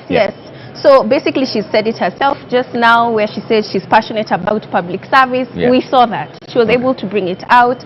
But also her opening statement, where she talked about, Kenyans, open your mind. So Roots Party is definitely different. We saw the difference. And she also closed it with Kenyans, open your mind. And I think that she has managed to do what she came to do. People are asking questions on, can industrial hemp make a difference to our economy? She has left Kenyans actually thinking about it rather than completely negating it. And so I think she has won this debate today. All right. Prof, were your expectations met, and who impressed you this evening? Thank you. Yeah, thank you, Trevor. I think my expectations have learned to make them very, very low, so they were met. there's no doubt about that. I think I really liked Justina and Roots Party. Because I like them not necessarily because of the issues they responded to, but as the other panelists have actually highlighted, as our democracy expands, we will be having different types of parties, pushing for different types of issues. And I think for the first time we are seeing a fringe party, being on the national agenda with a clear issue. And that issue is actually legalization of industrial hemp. And yes, whatever the case, whether we discussed hemp for too long or whatever it is, I think Kenyans learned a lot about that one single issue that Roots Party and Justina brought on board. When it came to Ruth, I thought that their party must also be having an issue that they wanted Kenyan to listen to, but it seemed like her issue was to oppose industrial hemp and to oppose snake rearing and to oppose export of hyenas to China. So Agano Party actually wasted our time and actually did not even use the platform for anything. Yes, but of course, I mean, what I'd hope to hear really was whether there was anything beyond what we're hearing, the hemp and stuff like that. And I think Justina either tactically or otherwise chose not to discuss any of those things. Whether it's devolution, whether it's other issues around agriculture, whether it is youth employment, and all that.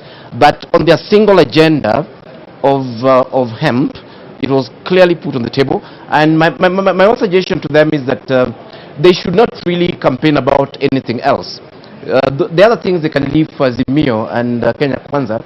Let them focus on hemp and educate us accordingly. Okay. Dr. Baraza, on the issue of the rule of law, Justina says judiciary is the one that is to blame.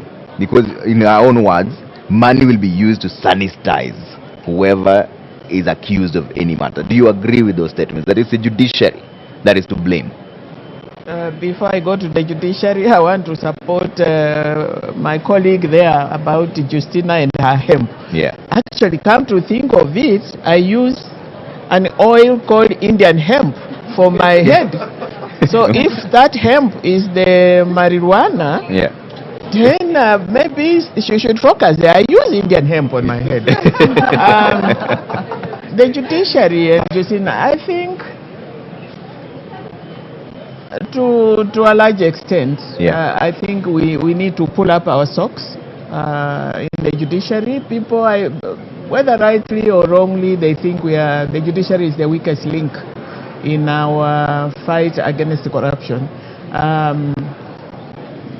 The delays in cases, the drama that goes on around the cases, especially cases on corruption. I think we need to, the institution needs to pull up its socks so that we can very, very ably deal with the issue of corruption.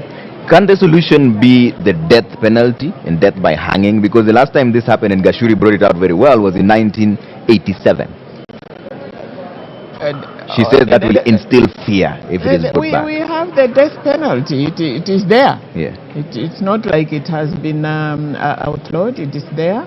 And it is for capital offenses. I don't think corruption is a capital offense.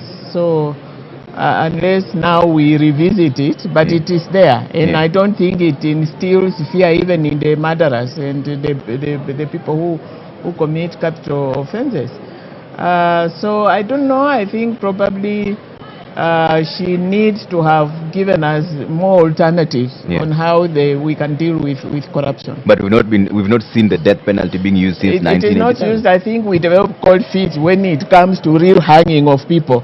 So we have just put them there in committee. They are there, and nobody hangs them. Okay.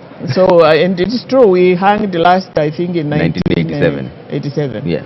Yeah. All right. Let me bring in Wanjiru on this. Wanjiru, on the issue of judiciary, Justina says it's the judiciary that has failed Chapter 6 of the Constitution. Do you agree?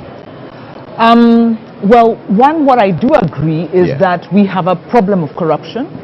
And what I like about these two parties, unfortunately, too much time was spent on the Bangi issue and not enough on the other issues. But if you look at the manifestos, there is the hanging provision in the Roots Party, and then the Agano Party really, actually their centerpiece is fighting corruption. And all their recommendations are kind of built around that.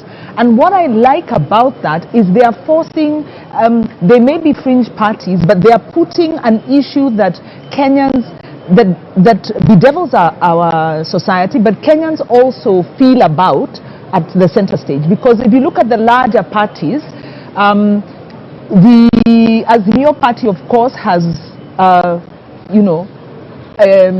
a human rights crusader and a governance crusader for the deputy. But if you look at the manifesto proper, the proposals they have on fighting corruption have not been brought out. They are not quantified. They look like the platitudes that litter all our other proposals, copy paste, let us do this. So we are not getting action.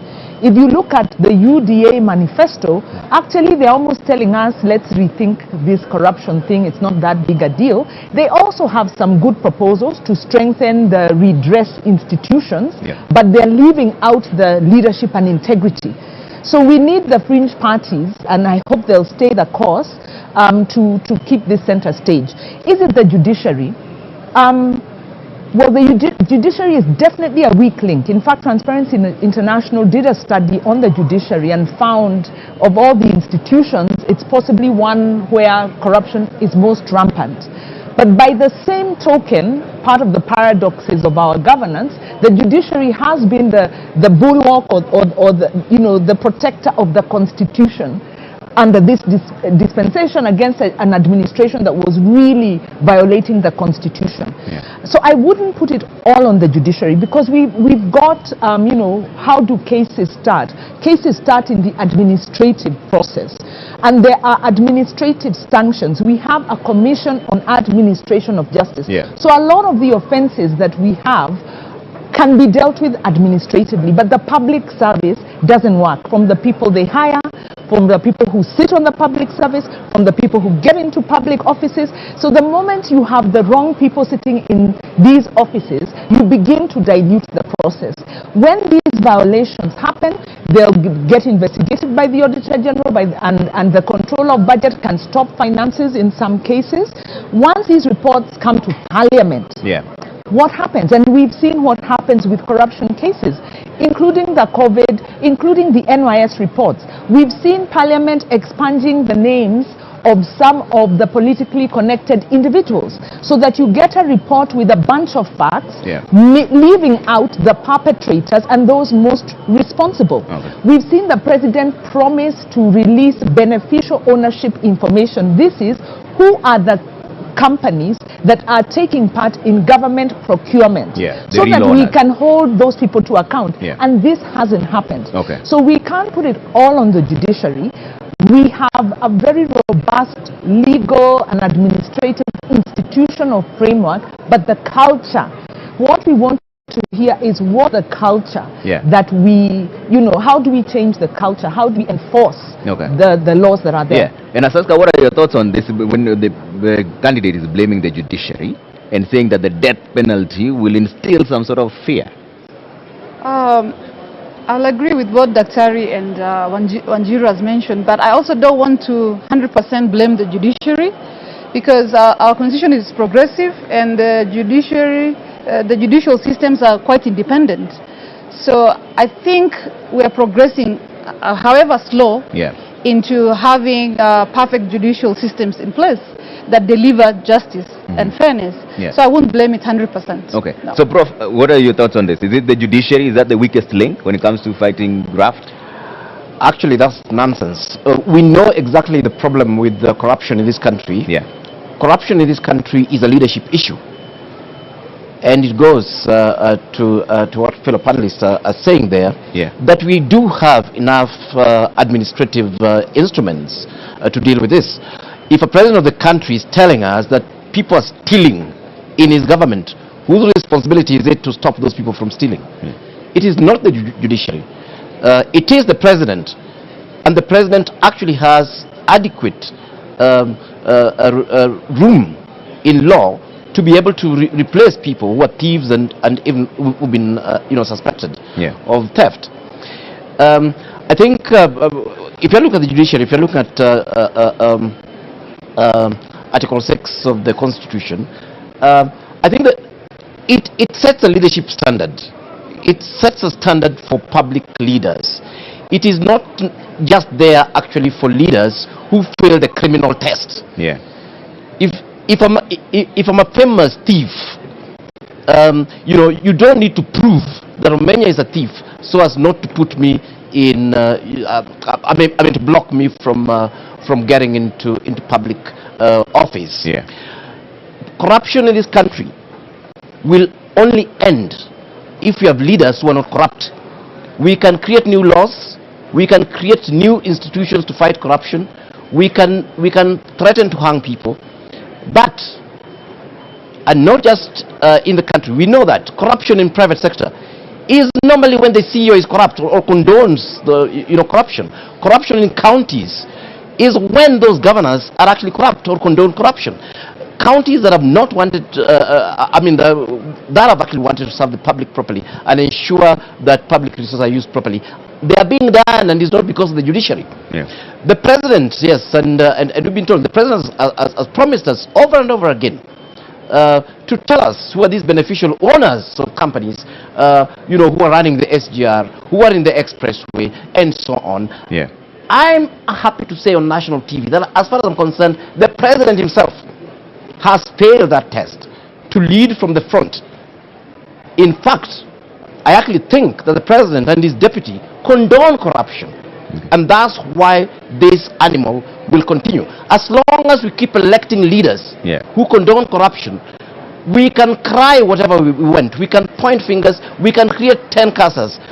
But corruption will actually continue. For me, it actually starts and ends with leadership. Okay, Nerima, what are your thoughts on that? I think just to add on what has already been mentioned, we need to talk about asset recovery. The Kroll report did, mention, especially during Moi's regime, a lot of resources, ill-gotten wealth, was transferred to Swiss accounts.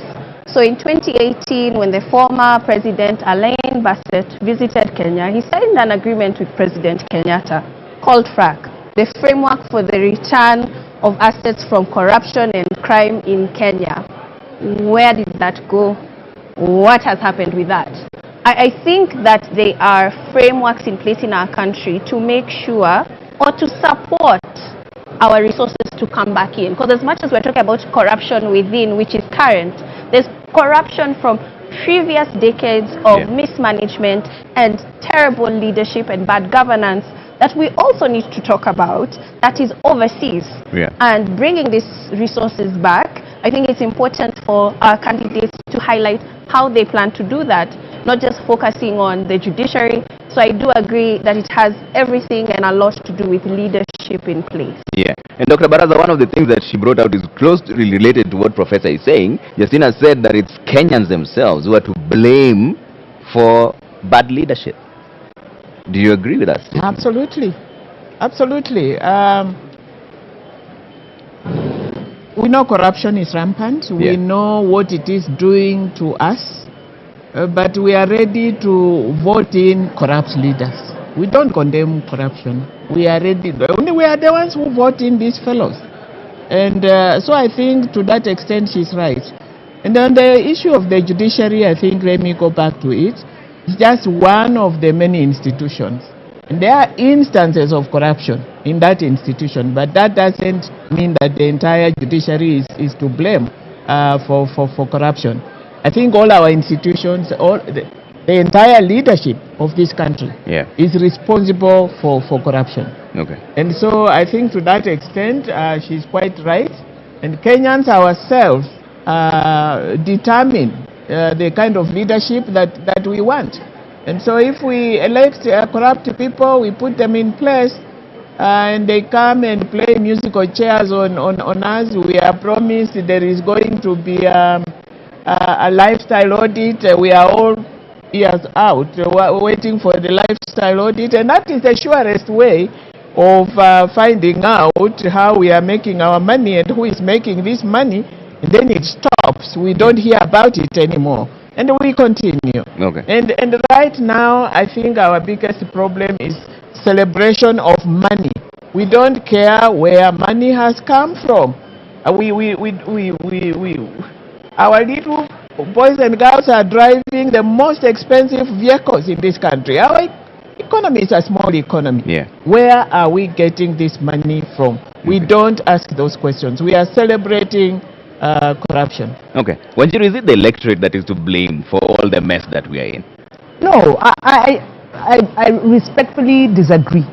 I think it is sometimes we don't understand why some of these political decisions are made. When you look at, some of the candidates, like let's say Mike Sonko, he's been impeached in one, ran Nairobi to the ground, yet there is an indication that he may get acceptance in Mombasa had the court allowed him to do so. But I think those might be outliers and also might be ignoring the many factors. So many factors go into the voting decision, including the electoral process.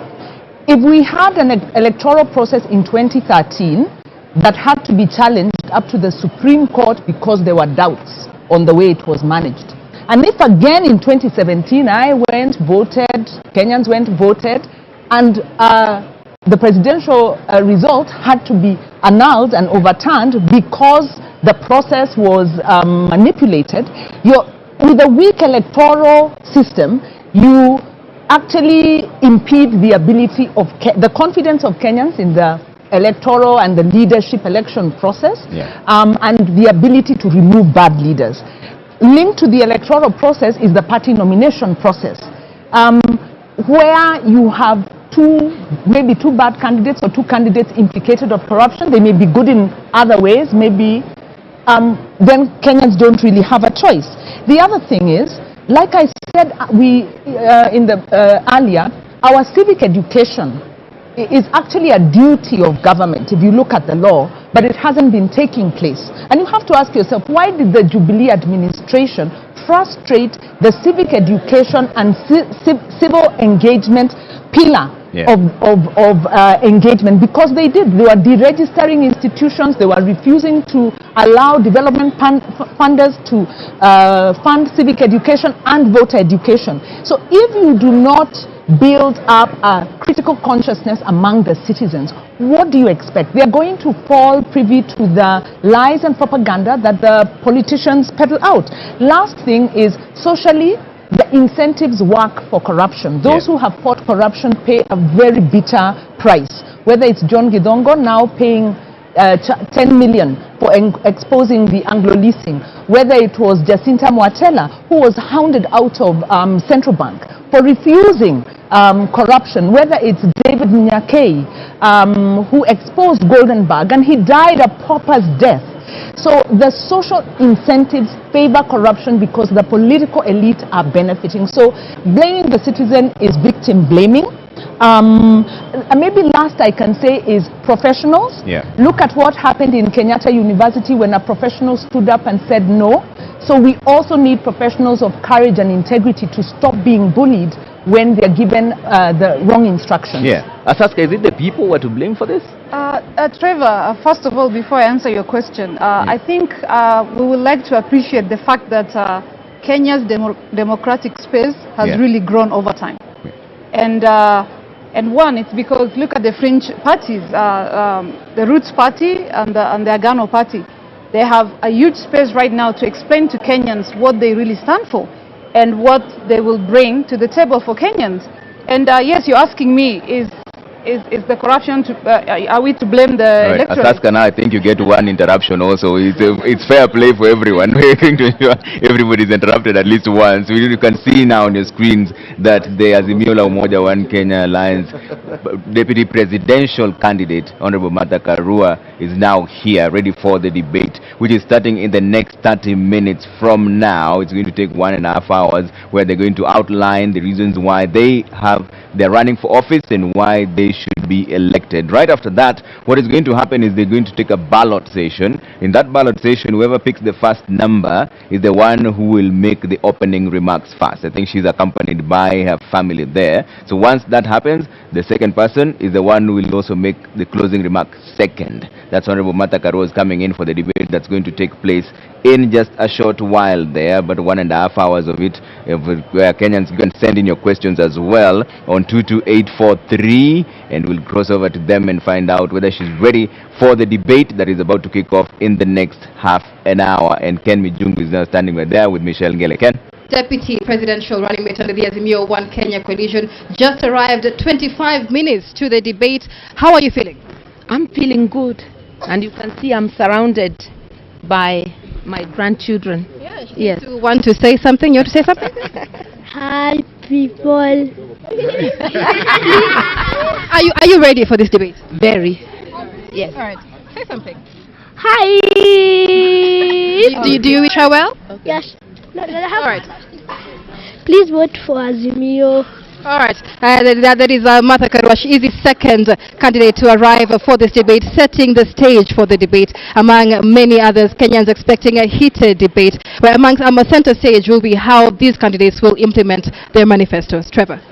Thank you, Michelle and Ken Mijungu there, speaking to the Deputy Presidential Candidate for the Azimio la Umoja One Kenya Alliance. Honorable Martha Karua has just walked into the podium. The debate kicks off in the next half an hour from now. They'll first go into the balloting session, where they pick their numbers. That will determine who will make the opening remarks and who will be the first one to make closing remarks as well. But as Asaska, we were talking about, now we have to switch gears. As you finish your talks on that, let's now talk about the one that's coming, the debate that's coming. What are your expectations for this particular debate between Honorable Gachagua and Honorable Martha Karua? First, before we jump into that, can I finish on the corruption? Yes. Thank you, Trevor. So in regards to corruption, I think one thing that I want to bring it out is an overall lack of commitment to fight corruption. And it begins from our household level all the top leadership. I think it's time for us to be serious about corruption, for us to face corruption head on, because I think we're losing a lot of money to corruption and it needs to go to better use. Okay. And the other issue is, are we blaming the 22 million voters? No. Yes. In one way, yes. We vote to people we know, most likely experienced politicians. As much as we have the fringe candidates, we feel like we go with who is famous and who we know based on our tribal and ethnic lines. So changing gears here. Okay. What I expect on the second time of the debate is on both Kenya Kwanza manifesto and the Azimio manifesto, they really have some impressive commitments, and one of it is enhancing devolution. I want to see how well they're going to articulate the issue of devolution, particularly increasing the shareable county revenue. And the other thing is both parties are huge on social protection as the development policy. And One good example is the 600 Kenya shillings cash transfers to the most vulnerable community members. 6,000. 6,000, yeah. And my question is, as much as this makes an economic sense, Yeah. is it affordable? Yeah. Where is the physical sustainability of this initiative? We all know that social protection plays a big role, and it will definitely bring about equity and inclusive economic value to the beneficiaries. Yeah. But as much as there's no clear cut on the criteria and how many people. I know we have roadside declarations. There's about 2 million people, but I'd like to hear from Ms. Karua on how well they're going to execute this. Okay. Professor Menya, what clarifications are you seeking from debate 2, which is about to begin between regarding Gachagua and Honorable Martha Karua? Yeah, thank you. I think we are really looking forward to this debate, and one of the major issues we have looked at the manifestos of the two parties. One is called a plan, the other one is called a manifesto for Azimio and for Kenya Kwanza. And the question really that I'll be interested in those candidates are answering is, what problem are they trying to solve? Yeah. What is ailing Kenya? I think both of those parties have totally ignored what is ailing Kenya, and they're not talking about it. Of course, yes, we're talking corruption. That is costing the country almost 700 billion. That is more than 1.5 times what we send to the counties. We are talking about a country on the verge of bankruptcy, paying 70% of our GDP, 1.3 trillion in debt. Is that debt sustainable? And are they giving us specifics? We are talking about a country where the price of unga fortunately was reduced, but of course unfortunately nobody can access it yet. And what Kenyans may not understand is that nearly half the country, 20 million people, are within that poverty bracket. People earning 200 shillings a day. That's the price of unga. There are 20 million Kenyans who cannot put food on the table. I need to hear from them what went wrong with Uhuru Kenyatta's economic policies and what they'll do differently. Of course, when Gachagua has told us they'll rear snakes, we need to hear from Azimio and Kenya Kwanza what they will actually do differently. Okay. I need specifics. I need people who will be talking about Kenyans. Who are these Kenyans? Where are they? How many are they? If you're going to create jobs, where? How many jobs? How will that solve the job problem? We are talking about a country where you're looking at over 40 million, both poor and rich, who cannot actually be able to access basic health. These are some of the issues that we'll be talking about. But one of the things that cannot run away from is corruption. We need to actually have clear plans on the table. Because honestly, corruption, in fact, if you're looking at our expenditure currently as a country, the biggest expenditure is debt. That's at 70%, 1.3 trillion. The second one is civil servants pay at around 800, 900 billion. The third one is corruption at between 600 to 700 billion. The money we are giving the counties actually comes a distant fourth or fifth. So basically what we are saying is that, look here, as long as we'll continue being corrupt, as long as government has no clear, these future governments have no clear plan to nip corruption at the bud, then these guys should just pack and go home. We chop up the country and share the loot and maybe immigrate to other great places like Uganda. All right, Nerima, what are you looking forward to? For me, for this one, I'm going to be biased and look at what they are giving or what they're offering young people. As much as it's going to heavily rely on opportunities, I think the questions I will be looking for answers to are specific to the Aga Khan University report of 2016, which people really like to quote. And I read that 50% believe it doesn't matter how one makes money, but we forget that another 50% care how you make money. How are you going to answer that? And when you read on, 47% admire those who make money. They don't care how. But remember, there's another 53% who care how you make money, how you're going to speak to those youth. And then there's 30% who believe that corruption is profitable. 70% do not believe that corruption is profitable. So what are some of the responses they're going to give to that 70%? Yeah. And then finally, the fact that 73% are afraid to stand up for what is right. Why is that number so high? It shouldn't be that high. That means only 27% of young people in this country believe in standing up for what is right. Yeah. How are they going to make the environment conducive for young people to support the fight against corruption? But I think as well, another thing that concerns me is not even just how we're going to have the resources or things like that. It's the participation of young people. Yeah.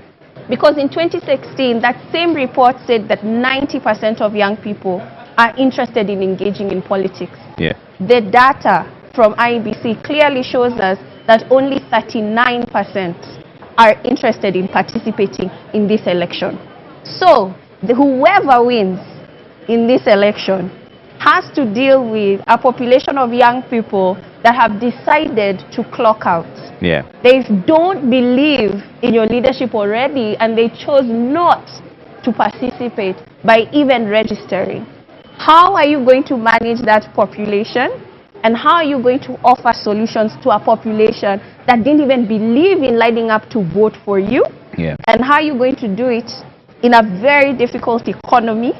And so integrity will be key, because we'll have to manage the amount of resources that we have. Yeah. And youth will have to see where their taxes are going. Taxes are high. We are all paying them indirectly. And a number of youth in that 2016 report do not believe in paying their taxes. Guess what? That number has increased as well. So how would you convince the youth that their taxes is being used for the betterment of this country, and they're able to see the results of them paying those high taxes? Okay. Dr. Baraza, are you expecting anything different before I come to you as Aska? Are you expecting anything different for debate 2, which is about to kick off? Yes, of course. Yeah. Very, very concrete strategies Yeah. on how they are going to deal with these issues that touch very directly on Kenyans. They are talking about socio-economic programs to alleviate the immediate problems of the majority of Kenyans. Yeah. The women, they are, I think Azimio Moja is talking about women and children, the vulnerable ones. Yeah. And I think I agree with Wanjiru. This 6,000 into the pocket, you know, I hope it's not just a promise. Kenyans are hurting, Kenyans are hungry.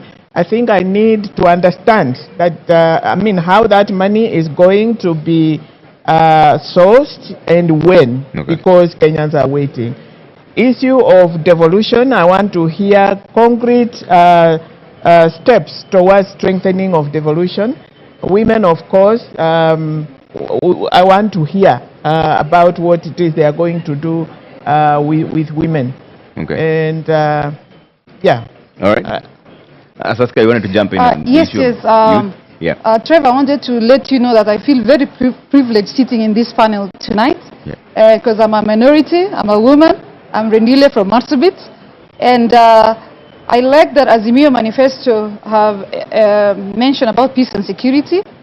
And I know as an individual, as a resident of one of the northern frontier counties, Article 238 of our constitution does guarantee peace and security for every Kenyan. And I feel like as a northerner, we've been left out. Particularly, most of you know about the conflict in Marsabit. People are being killed every single day. Unfortunately, it does not make it to news. And what I'm expecting today is to see what Ms. Karua and Mr. Gachagua have for the northern frontier counties. Okay. And one, on peace and security. Number two, on equal access to education and health. And more so security, because we know peace and security are the main drivers of our economic development. And that's why we are so behind. Yeah. I'm really keen, quite biased, if you may say so, but I want to see what they have for the northern frontier counties. Okay. Wanjiru, one other thing that we have to touch on before we cross over to the debate is the affirmative action. Yeah, the Kenya Kwanza manifesto talks about giving 50% of the positions to women. Same as Mio also talks about empowering the women in their manifesto as well. But is this all about positions? And how come we've consistently failed on the 2/3 gender rule? Right. I think the failure of the 2/3 gender is similar to, also has fallen to the, the lack of implementation of the promise. But there is also the issue of patriarchy, which means it is more difficult for women to access capital for their businesses. It is more difficult for women in politics.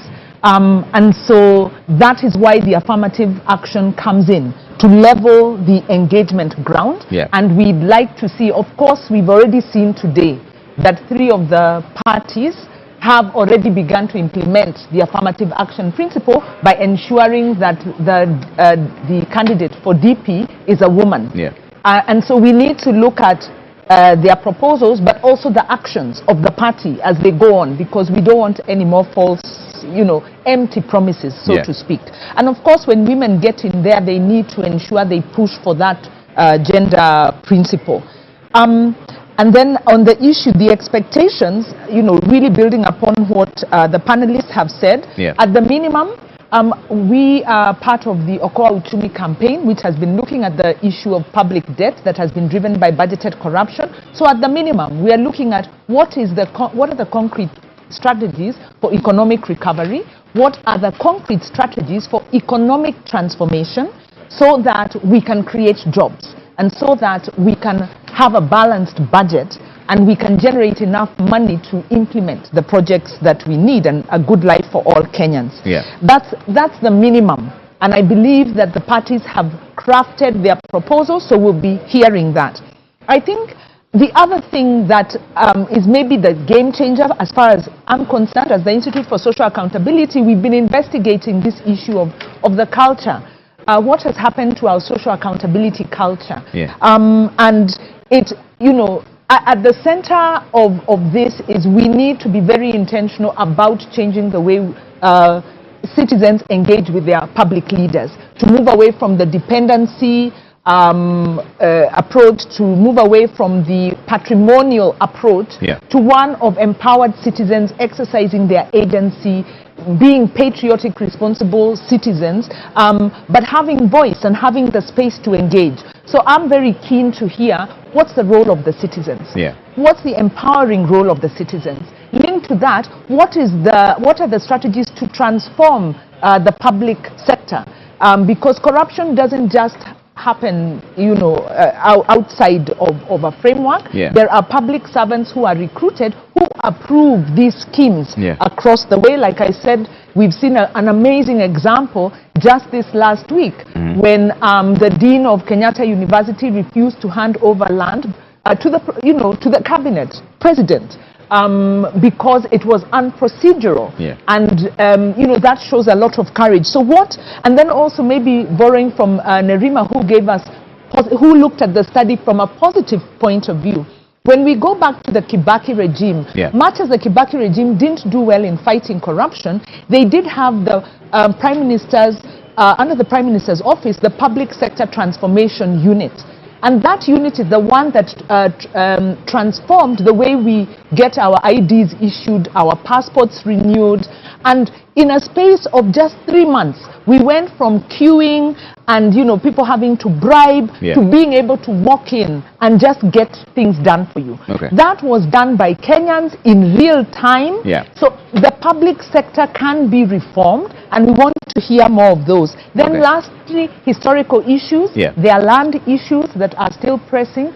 There's a Truth and Justice Reconciliation report. Those issues are still pending, and I believe a lot of the problems we have at present is the failure to address those issues. All right, a lot to be packed within 1.5 hours. But Dr. Baraza, you brought up the issue of women and the role they play. How come we've consistently not been able to implement the 2/3 gender rule? Patriarchy. I think she has nailed it.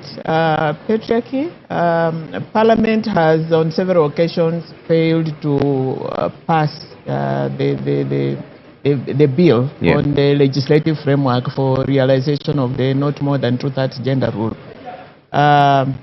So there has been a lack of political will to push that agenda, but basically it's patriarchy. Does the solution lie in appointments? Because the Kenya Kwanza manifesto says they'll give 50% of all appointed positions to women. Is that a solution?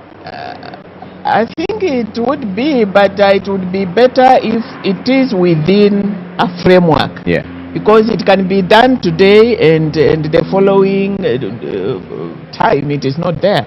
That's why we need a legislative framework for it. Okay. But that would be a good beginning if they give women those numbers. Yeah. But still, we'll need the legal framework to sustain it. Okay. Yeah. Professor Menya, what are your thoughts? Is it just patriarchy? Is that where the problem lies? Is that why we've been unable to get the 2/3 gender rule? I think again it is it's a leadership issue still, and I agree 100% with Dr. Baraz on this one that the leadership that we have been given looking at this thing as tokenism. Yeah. I think it is quite possible to implement this within the existing frameworks we have if parties actually put mechanisms within the party themselves. I mean, one obvious example would be to use party lists, and within the party list, you ensure that the different genders are represented accordingly, so that if a particular gender quota is down, then of course you go for the other gender. Yes, but of course we know that they are not interested in doing this. The day they would be, it would actually reflect. It's very, very easy to do. We have very many competent Kenyan women, and let me say on air without any fear of contradiction that in the architecture department at University of Nairobi, where I was, we are almost reaching gender parity. Yeah. 50-50 on the students. But it's because we believed there was nothing wrong with a Kenyan girl in terms of studying architecture, and we went out to schools and talked to them, and they came not on affirmative action. Yeah. They came on competence. We have enough competent Kenyan women. In fact, I think the problem is the other way around, that we have so many incompetent men occupying positions, and you can't figure out why. Yes, so I think it is political will, and on this one, I believe that in fact the political parties and government must be forced using legal frameworks to actually realize gender parity as was envisaged in the Yeah, but Nerima, what are your thoughts on this? Because there's someone who complains and says that the critics say that even those same appointments that we're talking about tend to be very skewed, and it's more about a political reward for political loyalists rather than the people who are competent. There's a sense of that, but also this time it's a little bit different because party lists have been rejected. The parties had tried to put in individuals as favors, people who had stood for elective seats and lost them in the primaries, for instance. And, IBC was very, very clear in ORPP. And so when they submitted them, they were rejected, and they've been given a timeline within a week, which is ending this week, to submit a new list. So we have seen the challenges in the space, and the right institutions are working toward fixing those challenges. But I also feel that the public doesn't quite understand the role of women representation. Nerima, I have to interrupt you one more time because we're crossing over to the balloting session now. This is an important session. Let's see what's going on there with Nimrod Tabu and was taking us through that. Haya, basi. Naam, asante sana Trevor. Bila shaka kama tulivyofahamu katika awamu ya kwanza, Mheshimiwa Rigathi Gachagua yuko hapa, Mheshimiwa Bi Martha Karua vile vile, wote wamefika hapa, ugombea mwenza kutoka Kenya Kwanza na vile vile Azimio. Tutafanya kama tulivyofanya desturi ya kwanza, nitawaruhusu mmoja achukue kijikaratasi na mwingine. Asante sana. Halafu tuwaonyeshe watazamaji, yule atakayekuwa kwanza basi atakuwa ni wa kwanza kuingia katika jukwaa na kuweza kujitambulisha na kupata fursa ya kujibu swali la kwanza. Asanteni sana na natakia kila laheri katika mdahalo wa leo. Asante mtazamaji na kurudisha kwake Trevor. Thank you so much. Point, because the balloting then means whoever picked the first number is the one who will make first opening remarks and will be the first to make closing remarks as well. So that will be Honorable Rigathi Gachagua of the Kenya Kwanza team who will make the first opening remarks and also the closing remarks. Yes, Nerima, you're coming to you before we cross over to the debate which is about to begin in the next 3 minutes. Yes, I think that one way to debunk a lot of these positions is understanding the roles of them. And for women representative, I feel a lot of people complain about that position because they don't necessarily understand the role of women representative. Because a lot of people come to me and say, how much does she get? What does she even do there? Is it even necessary? I wish we would ask the same questions about our members of parliament across the board and ask them evenly so that we have the right people representing us and understanding how important it is to have people who qualify to represent us. Yeah, but as a young person, Nerima, what inspires the youth to vote? Because there are those who claim now, just like Justina just said, that it's the people who are electing the wrong leaders. What inspires them to vote? They have to be able to recognize an individual who identifies with them and their issues. I see a lot of youth who follow people that they feel are speaking sense to them. All right. I have to take a quick break now. When we come back, it's time for debate number 2 between Honorable Rigathi Gachagua and Honorable Martha Karua. That will be moderated by Sophia Wanuna and James Smart. Stay with Deputy Presidential Debates.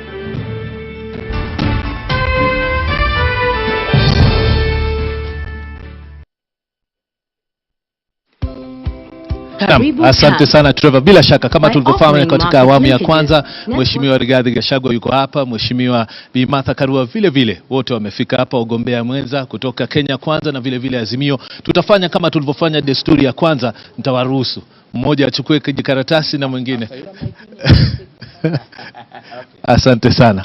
Halafu tuwaonyeshe watazamaji, yule atakayekuwa kwanza basi atakuwa ni wa kwanza kuingia katika jukwaa na kuweza kujitambulisha na kupata fursa ya kujibu swali la kwanza. Asanteni sana na natakia kila laheri katika mdahalo wa leo.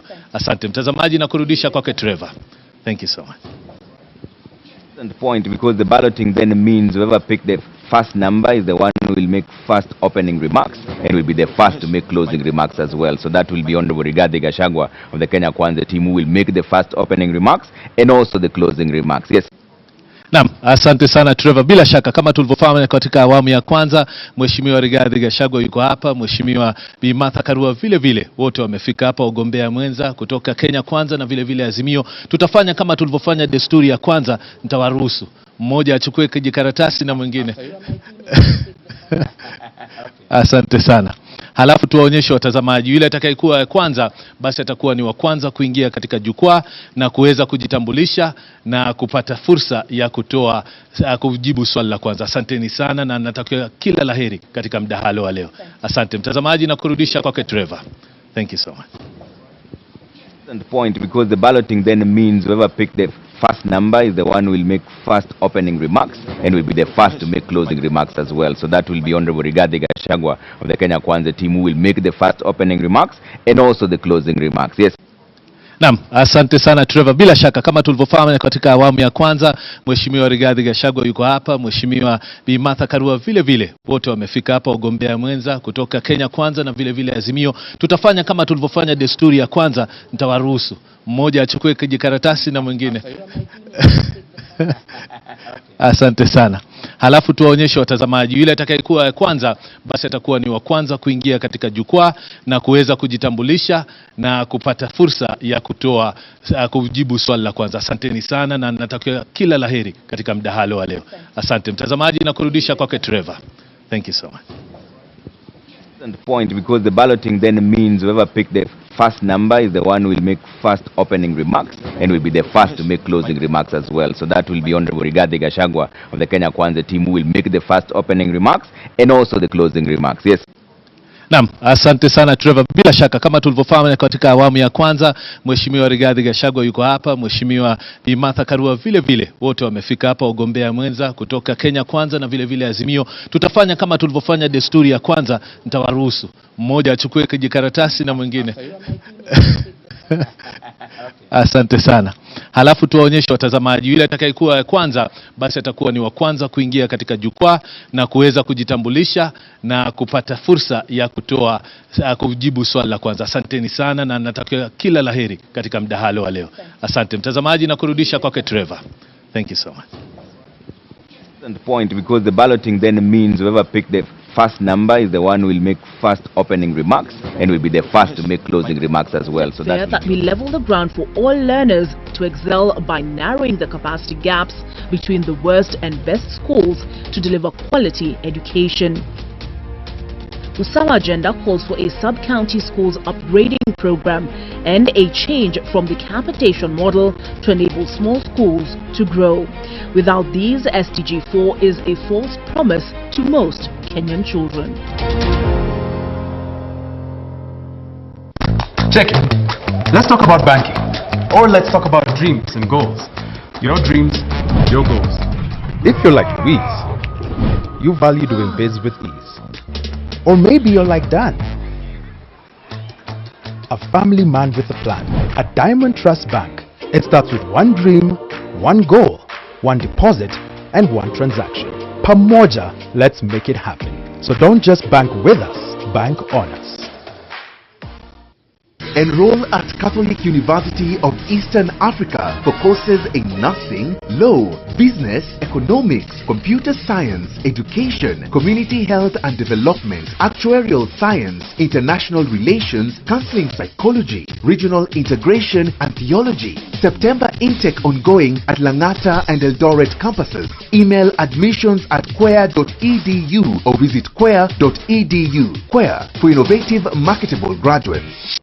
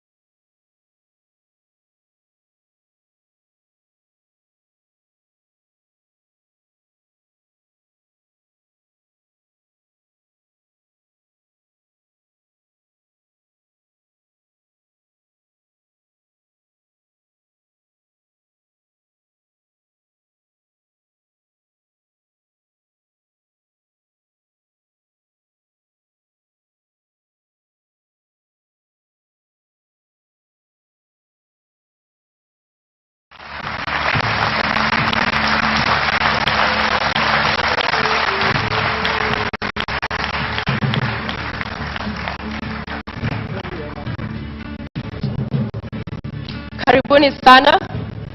Honorable Rigathi Gachagua occupying podium 1 in order of that balloting exercise we just witnessed a few moments ago. You have heard the rules of the debate, and we look forward to a fruitful engagement this evening. We'll begin with your opening statement, Mr. Gachagua, in 2 minutes. Thank you. My name is Rigathi Gachagua, born and brought up in the slopes of Mount Kenya, Helena village 57 years ago. Family is the basic unit of society and the nation. Strong families make strong nations. I'm the head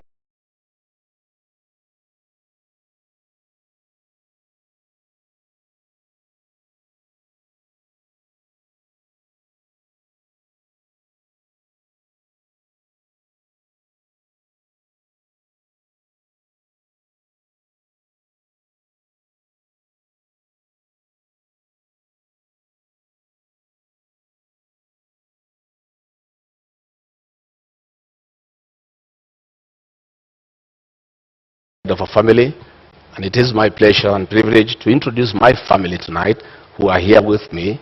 My wife of 35 years, Pastor Dorcas Wanjiku Rigathi, and my firstborn son, Kevin Gachagua, a software engineer, and my secondborn son, Dr. Keith Ikino, a medical doctor who helps me to run family business.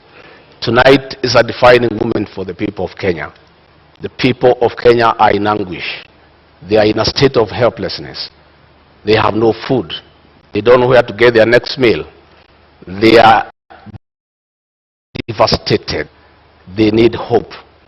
Tonight, I'll present the Kenya Kwanza plan on how we intend to turn around the economy of this country, put people where they belong, restore their dignity, put money in their pocket, and allow them to enjoy their dignity.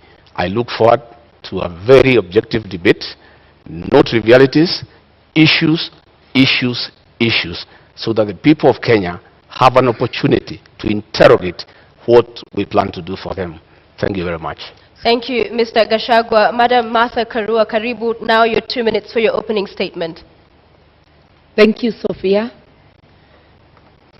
I was born and brought up in Kirinyaga, and I want to thank my parents who are still alive, thank God, for instilling the values of honesty, hard work, community, and respect, values that hold good to this day.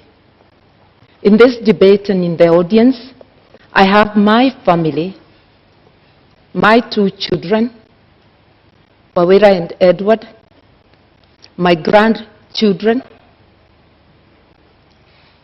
4 of them, my brothers and sisters, some of them, others are online. I represent the Azimio hope for this country. Azimio, together with Kenyans of goodwill, is out to rescue this country from the stranglehold of corruption cartels. This country can't breathe. We cannot get the services that people do require because monies intended for public service are going into the pockets of corruption cartels, who then become instant millionaires with huge bank balances. We intend to help this country, to help citizens get their country back, and all the resources of this country will be utilized for the best interests of the entire nation, not a select few. I am here to discuss those issues, and I am glad that my opponent is also talking of issues, which is what we have been calling for in our campaign. I'm able, ready, and willing. Thank you very much, candidates, for your opening statements. Let's introduce the elephant in the room and start this debate. The question of the deputy president. It has dominated public consciousness in the last 5 years. I'll start with you, Honorable Rigathi Gachagua. What kind of a deputy president will you be? You have 2 minutes. I come from a background of management. I have been in public service for 15 years. I've been in private sector for 15 years. I've been in legislation for 5 years. That gives a 35-year experience of public service and engaging with the people. I am a hard-working man. I'm very passionate. I have zeal to serve. I'm an active man. I wake up early. I don't take alcohol. I have all the time and the commitment to put my all to serve the people of Kenya. I have a very good idea of what I need to do to assist my candidate, Dr. William Ruto, in the management of the affairs of this country, give him backup, be available, move around the country to implement development programs, listen to the people, be available to the people. Because we have the bottom-up economic model. It's about the people. If you have noted, we have gone around the country in all the 47 counties and held economic forums, listened to the people, had very extensive consultative process of what the people of Kenya want from us. And that informed our manifesto. And we were not surprised that critics were saying our manifesto is too detailed and meticulous. It had to be, because it had to capture the issues, the aspirations of the Kenyan people, what they want us to do for them. And our manifesto is a clear plan that is informed by what the people of Kenya want us to do for them, to dignify them, to improve their quality of life, and to give them a chance to prevail and be men and women of substance. Thank you. Honorable Karua, the same question. What kind of a deputy president will you be? I'll be a deputy president who is respectful of the Constitution, of the people of Kenya, of my principle, and a person who will obey the rule of law and do the best to support my captain to deliver for this country. The oath of office dictates that the interests of the public are paramount in everything a government does. I will help my captain to stick to the rule of law, to ensure that what is in the Constitution is fulfilled. Our Constitution dictates that we adopt a social market economy where social justice is in the forefront. That is why Article 46, not 47, talks of socio-economic rights. You will notice that in our manifesto, we are talking about giving social support to those who cannot have any income, who do not at the moment have any income. And that's one way of fulfilling the promise of the Constitution and ensuring that Kenyans live in dignity, especially those who cannot afford the basics of life. I will therefore serve with honesty, and my track record speaks of that, that I have been a consistent public servant who does her work in the manner prescribed by the law, with honesty, with dedication. I will devote 100% to the people of Kenya. All right. The question on the deputy president, it's public domain, that the current president and his deputy are reading from two different scripts. In the last 5 years, we've seen that effect in public domain. Honorable Gachagua, if that happens, what is your view? How should that be solved? How should that be sorted? In my case and Dr. William Ruto, that will not happen. Both of us are strong-willed leaders who respect each other. None of us suffers from inferiority complex. At no time will William Ruto ever punish me or mistreat me because he has no reason to. I'll support him to be president, and he'll reciprocate that support. Between me and him, we are in agreement that we have no time to quarrel or disagree. We are inheriting a dilapidated country, a country that is on knees economically, a country that is facing an economic shutdown. We have no time for sideshows. We have no time for personal differences. We have no time for inferiority complex and competition that is unnecessary. We have a job to do. We are inheriting a 9 trillion debt. We are inheriting 6 million young people who have no jobs. 14 million Kenyans are in CRB. We have such a huge task ahead of us that it is unimaginable that Dr. William Ruto, Rigathi Gachagua, would digress on personal issues and petty matters to disagree at all. Each of us has a job well cut out. I have already been assigned to work on the economy. I have gone around the country listening to the people of Kenya. I have been to each and every county, and I brought those views that informed our manifesto. Going forward on election, our job is well cut out from day one. We have to implement our plan that is ready, and we have no time to disagree, to quarrel, to have different opinions. We are too busy to even imagine that we can disagree on any issue. We are brought together by a convergence that we need to serve the people of Kenya. And both of us love the people of Kenya and the ordinary people. And Honorable Karua, as I come to you, I mean, at the beginning of the presidency now, as we have it in 2013, it should have been unimaginable that would be today witnessing the kind of fallout we are between the president and his deputy. So for you, how do you execute differently and ensure we do not see this kind of bad blood drawn out? I think even when people have differences, because it is not possible for human beings to always think alike. That's why even our constitution acknowledges diversity of opinion. It is imperative that all debates or disagreements or arguments on issues happen in-house, and what is brought to the public must be the result, the agreement on the positions. And I think I'm very well prepared, and I'll continue to pray and address my mind that, one, the overall leader is the president. I am the principal assistant. With that in mind, that I'm a delegate of the president and can be required to do any work to support the presidency and the administration, I'll be ready, and I am ready. I have served as a cabinet minister for 6.5 years. A cabinet minister is a delegate of the president. A deputy president is a first among equals within cabinet in being a delegate of the president. It's not a different position. We will be able to moderate any differences of opinion on any issues and to focus on serving Kenyans and to be respectful to Kenyans.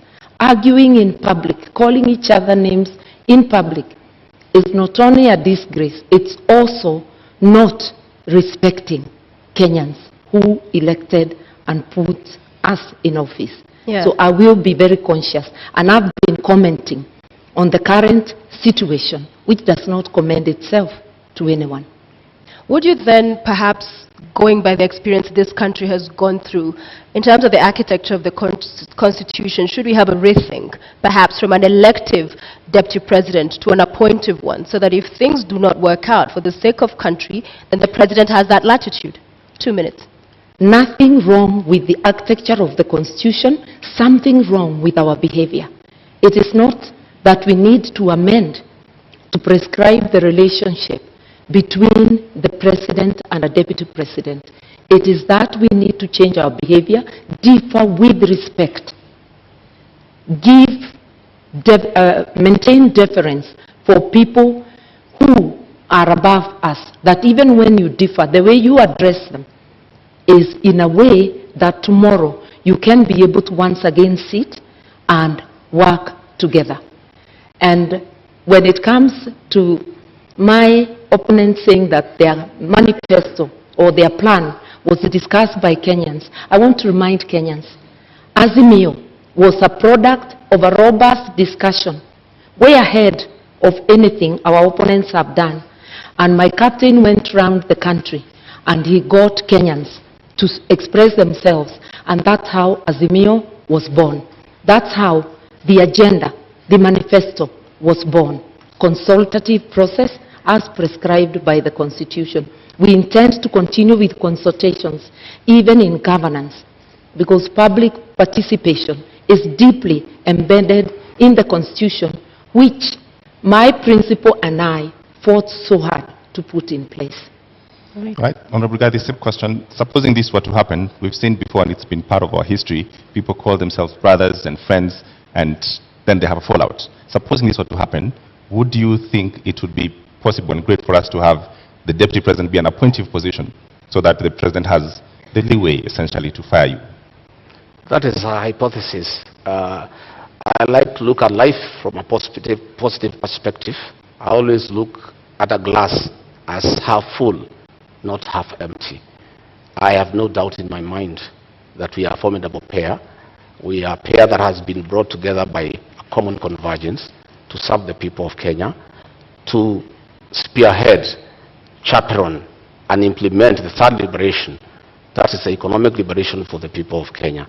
And what has brought us together is so important that no sideshows can come in between.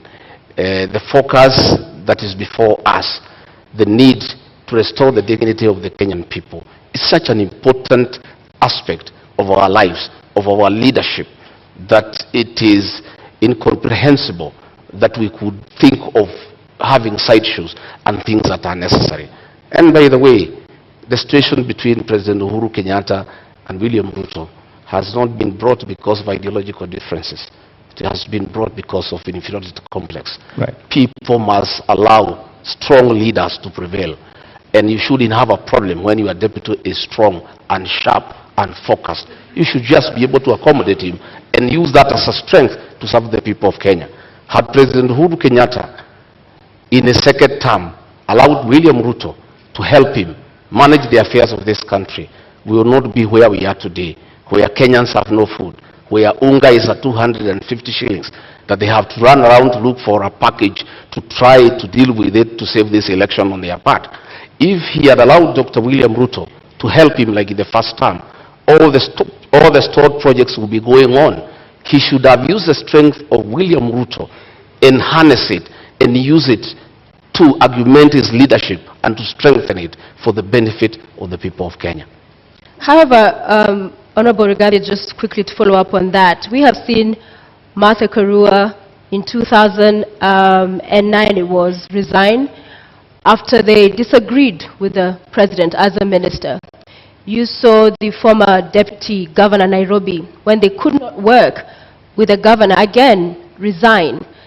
So isn't it on principle that those who push for, if it doesn't work out? I don't think it is honorable to be a quitter. I think you must fight from within and pursue what you intended to do.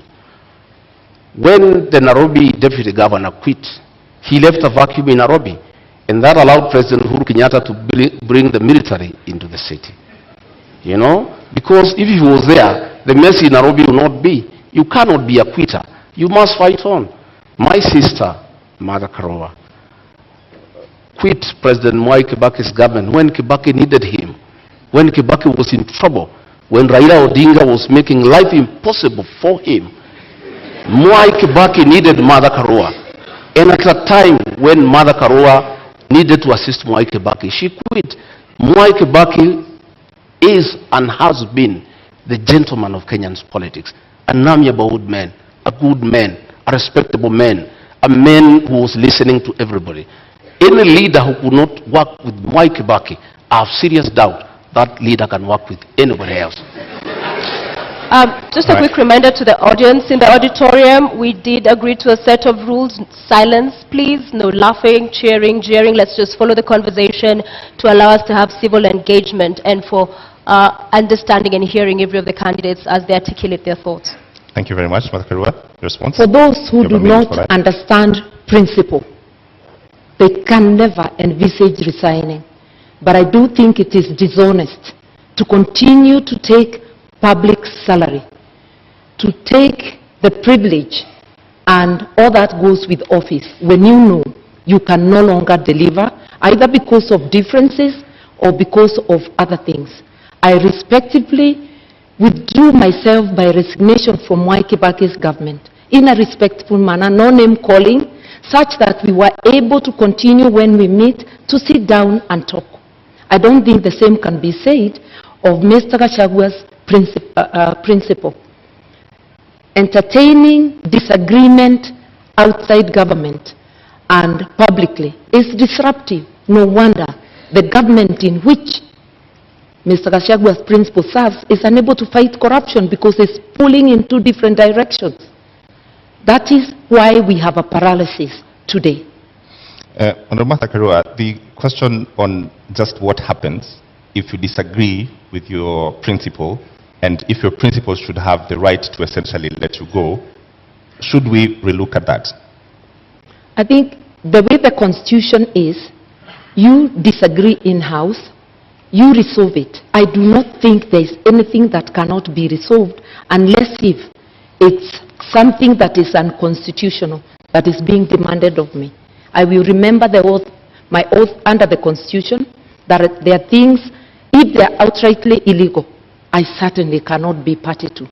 But happily, my principle is a believer in the rule of law and constitutionalism. And he is also a man who views everything through the lens of social justice. That is why we have a dignity package for those who cannot afford meals on their table.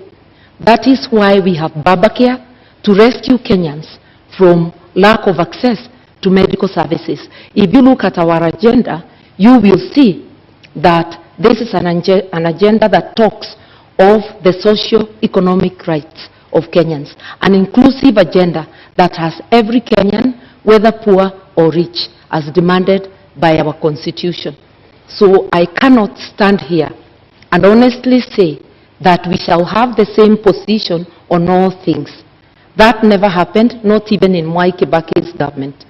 But in 6.5 years which I served, I never publicly berated the government that I served or the president that I served. I just said my hands were tied and I withdrew. My principle differed with Mwai Kibaki, but all he said to the public is that I was not consulted.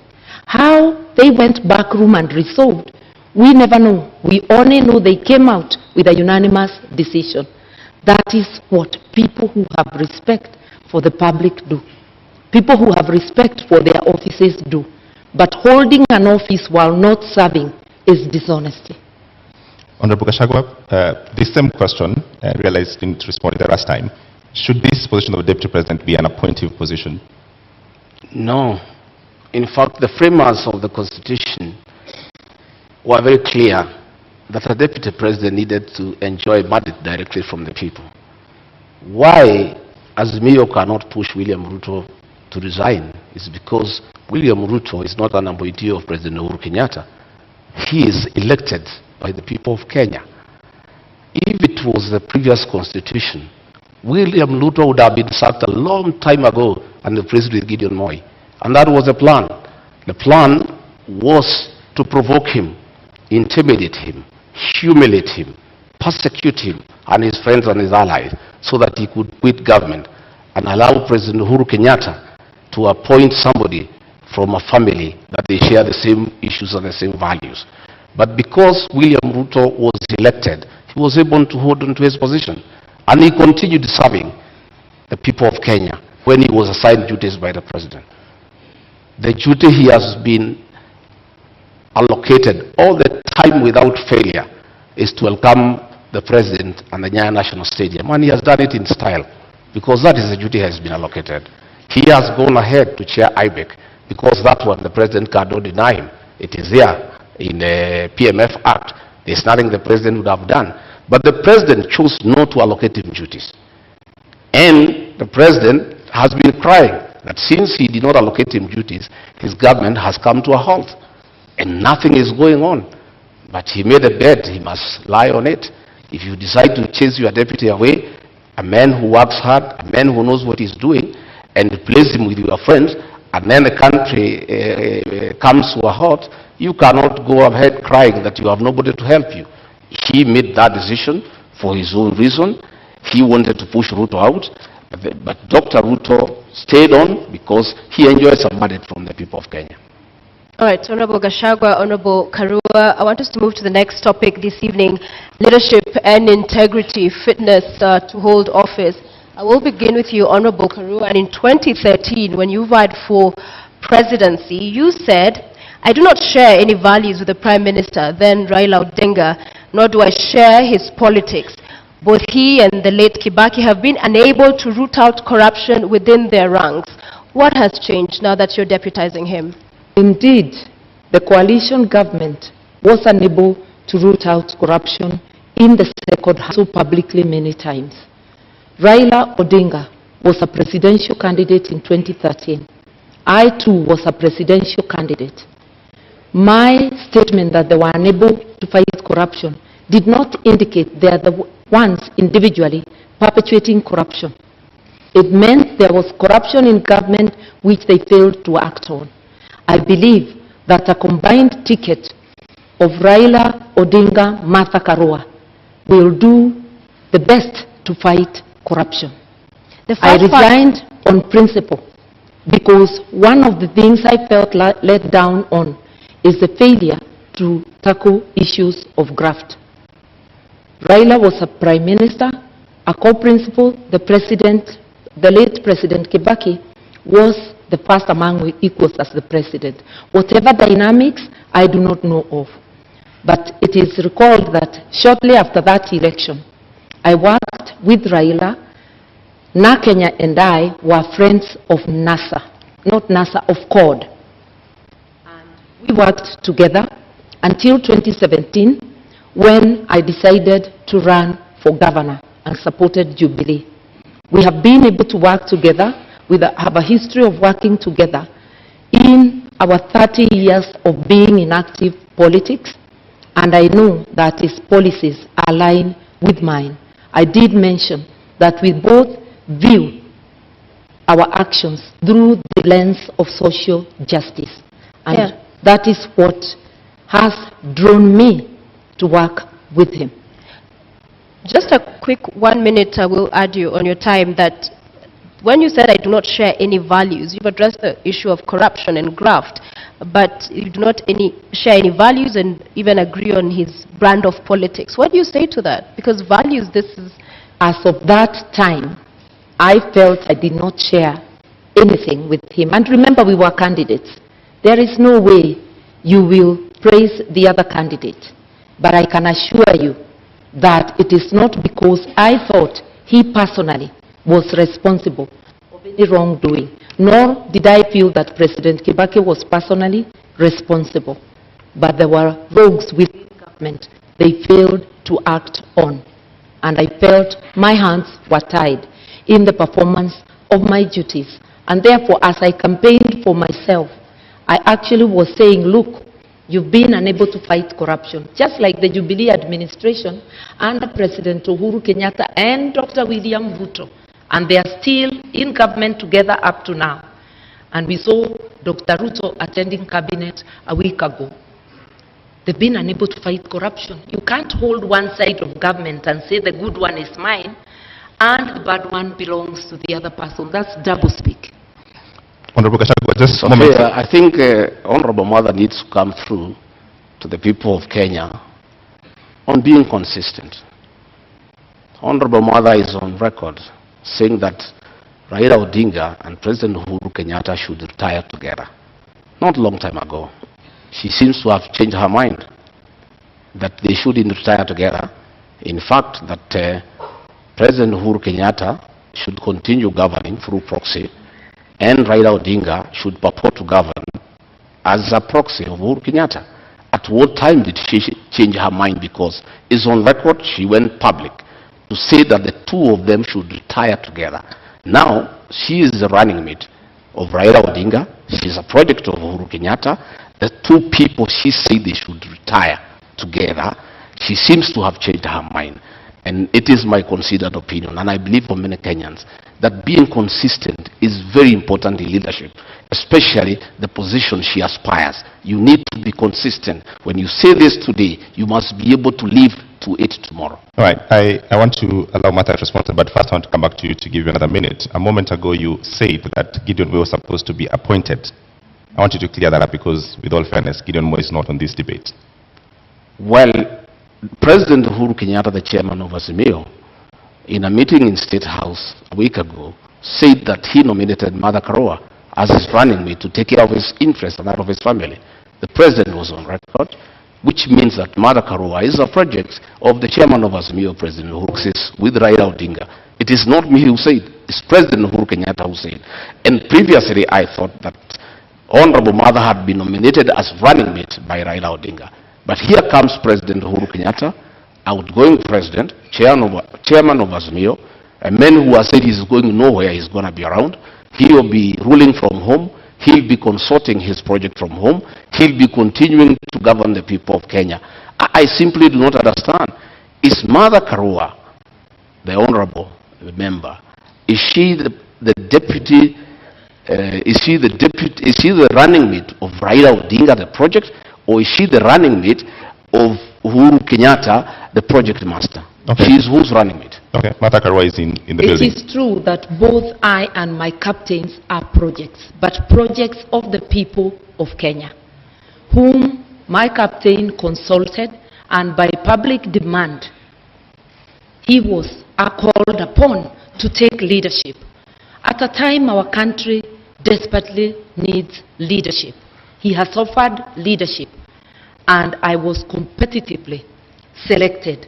Unlike my friend who was handpicked, I faced an interviewing panel, and also through demands of Kenyans and many endorsements, I was selected. Kenyans know I'm competent, and I believe I'm competent for this job. I'm ready, able, and willing. I have consistently shown independence of mind, irrespective of whom I'm dealing with. I will handle this job independently and with commitment to Kenyans. And I know my principal also, who has been a teacher of politics to Mr. Gachagua's principal. All right, Mother Karua, just a direct question to respond to Honorable Gachagua. What is the role of President Uhuru Kenyatta in Azimio? The role of President Kenyatta, he is the chairman of the council, but my captain is the chairman, overall chairman of Azimio. Jubilee is just one out of the 26 political parties. I sit in the council as well, and President Kenyatta does not make decisions alone. Will he have a role? Will he have a role after he finishes his term? Sorry? Will President Kenyatta have a role after he finishes his term? His party will have a role, and if he continues to be, if he doesn't give his position in the council to any other member of his party, it would be a peripheral role as a member of the party. The incoming administration will be a Raila Odinga Azimio presidency. Just like the current Jubilee government, although Uhuru was a deputy president in the government of Mwai Kibaki, it was not a continuation of the Mwai Kibaki administration. It was an Uhuru Jubilee administration. Anybody who understands government would know that. Honorable Gachagua, you have a minute to respond. The truth of the matter is that the role of President Uhuru Kenyatta in Azimio is to craft his own succession, to continue governing Kenya through proxy, through Raila Odinga and Mother Karua. President Uhuru Kenyatta has already started assigning roles to Honorable Mother Karua, which means he is a leader, and in the unfortunate and unlikely event that they are elected to office, President Uhuru Kenyatta will continue governing this country outside his constitutional mandate, because there is a two-term limit that the president should retire. But the president does not intend to retire. You saw how angry he was, saying that people are asking him to go home and asking where he's going. It looks like he doesn't remember that when he sought to be president for 10 years, he knew what 10 years is all about. He cannot complain that people are asking him to go. Nobody is asking him to go. It's the Constitution. But he's trying to circumvent the Constitution to plant a proxy government, to continue governing from outside State House through Raila Odinga and Mother Karua, so that he can continue protecting state capture and conflict of interest. And Mother Karua has already been assigned that role. He was on record that she is the one he has put there deliberately to protect his interests and that of his family. All right, Mother Karua. It is important to be truthful in this debate. President Kenyatta has not publicly or privately assigned me any role. I'm sure he knows that he cannot assign any role to a minister in an administration he does not have. The person who has assigned me a role as deputy and has declared the intention to appoint me as Minister for Justice and Constitutional Affairs, apart from being Deputy President, is the Right Honorable Raila Amolo Odinga. My colleagues and his captains' beef with the President should not make them use this forum or use us as candidates to fight the President. We represent the aspirations of Kenyans, and yes, Kenya needs rescue, but rescue from corruption cartels, which my colleague may know more about. On the 6th of June, Honorable Gachagua, during a Meet the People tour in your constituency, that's Madeira constituency, the people you represent there, you said that because you perceive the matter you're currently in court over to be a political witch hunt, if elected, you'd see to it that your accounts are unfrozen, build a mansion, and perhaps go ahead and throw a party in essence. Mr. Gachagua, isn't this tantamount to subversion of the cause of justice, an admission that you made in this sentiment? To start with, I'd like to tell Honorable Mother we are not here to fight President Uhuru Kenyatta. We are holding him to account on his utterances. He has said he's going nowhere. He's on record. That's not fighting him. He has said he assigned Mother Karua the role to jail people. I don't know how she'll do it. She's not a judge. She's not a court of law. That is the work of courts of law, to jail people. It's President Uhuru Kenyatta who has said so. He has said that she has put her there to take care of interests. It's his own record. I don't want to respond to dignify ridiculous accusations by social media. Social media people assigned by the state have been following me wherever I go in the Republic, including my homes, to listen to what I say and twist it. I told the people of Madeira, they asked me a question. Mr. Gachagua, you bought a farm here and you have started building a house. What happened? Now that you are going to be deputy president, are you still going to live here? I told them I stopped building the house because the state froze my accounts to intimidate me and to blackmail me to support the handshake. And that money is frozen. And I cannot use it. That is why the construction of a house stopped in this area. When the due process takes place and the courts will deliver justice to Rigathi Gachagua one day, and my accounts are frozen, I assured the people of that area that I'll come and complete that house and live with them. And I'll take time to allow them to come and visit me. They asked me a secondary question. As deputy president, will you allow us to come and sit with you? I said, yes, I'm a junior elder in this community. I'll have time to sit with my fellow men over food, over a drink, and we share in the African way.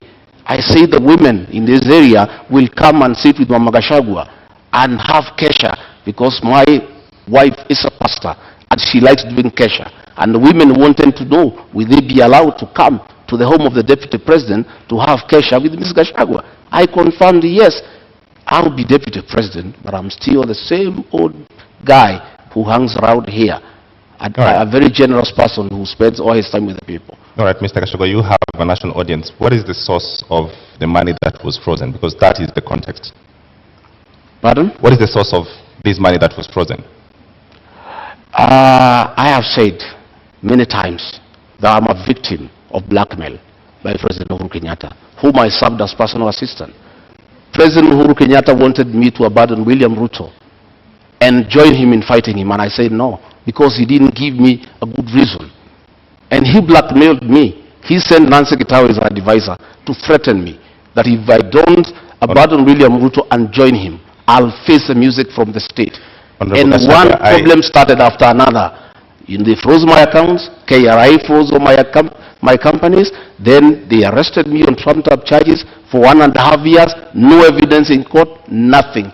I'm a victim of blackmail and persecution by Uhuru Kenyatta using the state criminal justice system to manage politics and deal with those who don't agree with you. Honorable Gachagua, with all due respect, you not answered my question. What is the source of the money that The money that I have is well documented. I am an astute businessman. This is money that I made during the reign of Mwai Kibaki when the economy was thriving. I made over 200 million and invested in an account. And that account has been running for the last 8 years, and nobody has ever asked me a question. In 2013, when I supported Uhuru Kenyatta, I still had the money. In 2017, when I supported him, I still had the money in my personal account. This is money I have accounted for. It's clean money. I am a good businessman. And in the fullness of time, I'll be vindicated. All right, Mata Karua. I was really hoping that my colleague would explain to us how an individual finds 5 billion shillings in their accounts.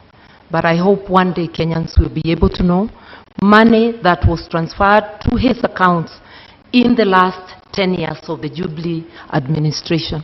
But that's for him to account. I believe as leaders, we have to be accountable.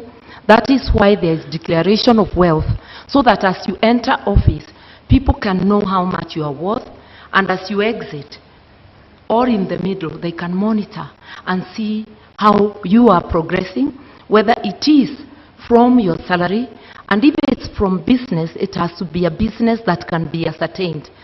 I think we really need to come clean, because if you cannot account for your wealth, you cannot be a good steward of the money of the people of Kenya. So this is a question to both of you. You've brought up the subject of wealth declaration. Yeah. What are you worth, Honorable Karua? I think about just about 150 million, and that is because the 56 million I had declared in 2013 has appreciated because of the inflation. I haven't had any new properties, but I'm a person many may not understand. I'm not thirsty for land. I'm not thirsty for worldly goods. I'm happy to have a house I call home. I'm happy to have a house in my father's land. I do not look for property. Not everybody is hungry to amass. I'm hungry to do something to help my country, to transform the lives of the people. Right. So if you're looking for Martha Karua to be a billionaire, no, I am not hungry for billions. Honorable Gachagua, my account did not receive 5 billion. That is propaganda. I have 200 million. That is the money that is held. 200 million, 64 million. I worked in the Ministry of Lands and Settlement. 10 million, I worked in Kenya Power. 33 million, I worked in the Ministry of Livestock. Another 46 million, I worked in another organization called Patek. Up to 200 million, that is all the money. But when you set policemen to investigate, they don't understand accounts. When you save money in a fixed deposit, it leaves your personal account into a suspense account. A normal policeman looking at it, movement in and out 4 times a year of 200 million, he thinks you have 800 million within that year. So when he multiplies by 7 years, he says you have 12.4 billion. That is the folly of the kind of investigations we are having in this country. I don't have billions. I have 203 million into that account. And that is part of my wealth. I'm worth 800 million minus the 200 they are holding, another 600. So just a quick follow-up on that, Honorable Rigathi, because the charges you are facing are as a result of trading with county governments. What's your position on public officers doing business with government, whether at the national level or at the county level? By the time I've done all my businesses, I was not a public servant. I was a private individual. I have no conflict of interest. I was a businessman. I applied for tenders and competed, open tenders and won, and did construction business and did supplies, and nobody is complaining. Today, those charges against me, no evidence in court, nobody is willing to record a statement. Clean business. And I never traded with institutions because I was not part of any government. But this is when your business I did in 2011, I did in 2012. You know, When they say that my brother was governor, my brother became governor in 2013. I did business in 2008, in 2009, in 2011. And that money is there, and it's all documented where it has come from. But nobody is bothered, because they just wanted to punish me. But they wanted to blackmail me into supporting the handshake. And I'm a man of principle, and Uhuru Kenyatta knows that. I respect my conscience. I will never be intimidated. And I can tell you, many governors today supporting Azimio is because they were blackmailed like me, and they gave in. Honorable Gachagua, just clarity. In 2009, 2010, there was no county governments. Which government did you do? Sorry? There was no county governments in 2009. I'm saying I made money in 2010, in 2009. There was no county government. I didn't make money with the county government. I never did business with the county government. I said I worked with the Ministry of Lands. I worked with the Ministry of Livestock Development. So you cannot say that there was conflict in Nyeri, because I did this business long before county governments came into place. But Honorable Gachagua, the matter in court is about doing business with county governments. I'm saying the matter in court is a matter that is on fabricated charges. And that matter will be coming in the fullness of time. What I'm talking about is the money that is held and where it came from. As to the allegations, as the matter before court, there is nothing. It's absolute lies. There is nothing. And in the fullness of time, and that is why, even after sending 200 policemen to arrest me in Nyeri and drag me naked in front of my wife, in front of my workers, drive me to Nairobi, lock me for 4 days, 1.5 years later, not a shred of evidence, nothing. That is why the case has not taken off. They have slated it for September later this year, but still nothing has been presented to us. Our lawyers have been asking, give us evidence against regarding Gachagua. It's not forthcoming. It does not exist. It's a fabrication. It's blackmail. It was a way of trying to force me to abandon William Ruto. Okay. But I was not intimidated. I remain on board.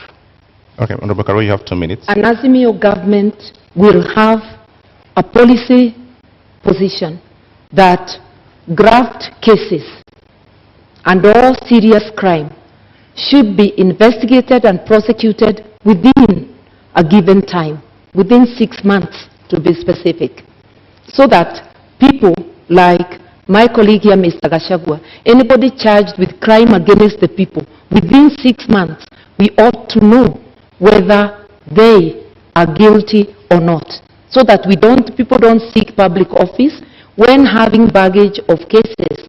And if I may remind Mr. Gachagua, the cases, because I've been following the newspaper reports, relate to Kwale County, Bungoma County, and Nyeri County. And the period when the offenses are said to have been committed is between 2013 and 2020. So it is important, even from a personal position, that a person gets cleared and that you do not instruct advocates to delay the cases.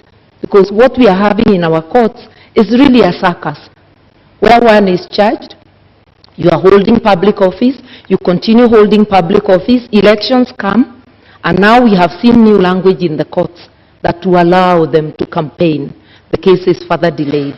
Kenyans need to know, and even the person accused needs to know, so that they do not give excuses. We have repeatedly said with my captain that whether it's my daughter, my blood relative, or a member of the opposing camp, the law must apply equally to all. And everybody must have a swift chance to clear their name in court or for the court to declare them guilty.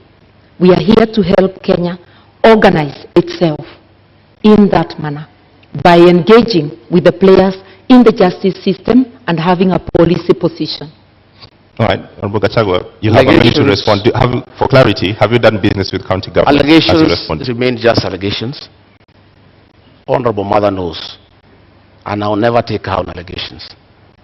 A British newspaper accused her of receiving a bribe from BAT, but I cannot come here and accuse her that she's corrupt because of that allegation. Because an allegation is an allegation. The people of Kenyatta have been complaining that she used her office as justice minister to take land in South Gariama and give it to her relatives. But that is just an allegation. The issue here, Sophia, The issue here, we would like the issue here, hang on, is that we need to allow. We'd like to remind the members of our audience to please do not cheer or jeer and allow our candidates to present their issues. Please go The ahead. issue here is that we need to allow independent institutions to fight corruption. President Uhuru Kenyatta has cried inability to fight corruption because he was lenient. He was lenient because the people involved in mega corruption are close to him, both in family and friends. That is why he was lenient. But had he allowed independent institutions to fight corruption, the issue of leniency would not arise. Had he allowed independent institutions to fight corruption without getting involved, Rigathi Gachagua would not be in court, because independent institutions will never take people to court without evidence. What the Honorable Karua is saying, that we need a law to hasten cases, is not the solution. The solution is to take cases to court when you have evidence. Karua, you have a minute to rebut. I just want to let Mr. Gachagua know that I do not have an iota of public land anywhere, in Kirinyaga or anywhere. I do not own land in South Gariama. I am glad he knows they're just allegations. And I challenged the current administration that is there, and I'm not in power in Kirinyaga. But if there is truth to that allegation, then they must swiftly take me to court and recover. So once you challenge those making the allegation and they don't do anything about it, then the matter is closed. The only land I own in Kenya is the house I live in Nairobi, and the house up country, which is on my father's land, and he has included my name in the title. I said I'm not land hungry, and I'm not hungry for material wealth. Those who are hungry may never understand that. Relating to BAT, it was money paid to my campaign secretariat by a donor, not paid to my personal account. Later, it transpired that it was money from a company. The matter has been investigated in UK, and the file has been closed. I also challenged the DPP of the government, Gachagua's principal staff, in 2016 to investigate and prosecute me. Right, so those matters are up. Allegations. Thank you very much. Time is up. But now that we're talking about funds, you all are traversing the country with choppers and legions of teams. How do you finance your campaign, Gachagua? How much does it cost? Pardon? How much does it cost to finance your campaign? Pardon? How much does it cost to finance your campaign? Oh, the sound is not working here. Sorry. I can't hear you properly. Apologies for that. Yeah. How much does it cost to finance your campaign? Well, it's difficult because we don't have a centralized command. Our campaign, we are raising funds from people, and mostly is in materials, is in donations in terms of choppers, in terms of vehicles, in terms of fuel, in terms of personnel. And really, what you need in terms of cash is not much. This campaign of Kenya Kwanza is bottom-up driven. A lot of hustlers have taken time to give their all in terms of time, in terms of materials, in terms of support in kind. There isn't much about cash. So it's very difficult at this stage to quantify and say this is the amount that we are going to use for this campaign. What I know is that in the next 1 week or so, we'll now be talking about real figures, because we have to mobilize agents, we have to mobilize vehicles, we have to get people to protect the vote. Those people need to be given allowances. That is when now we will come to the cost of the real campaign. All right, Karua, the same question. How do you finance your campaign? Through public donations in cash and kind. We had a fundraiser just the other Friday, but the donations are a continuous process. The Azimio campaign secretariat is keeping tab. My personal campaign organization, the New Dawn Trust, is also keeping tab of all donations coming to me. And it is the organization that had received the money you asked earlier for BAT. I do not mix campaign money with my own funds, because you have to maintain integrity even with donations.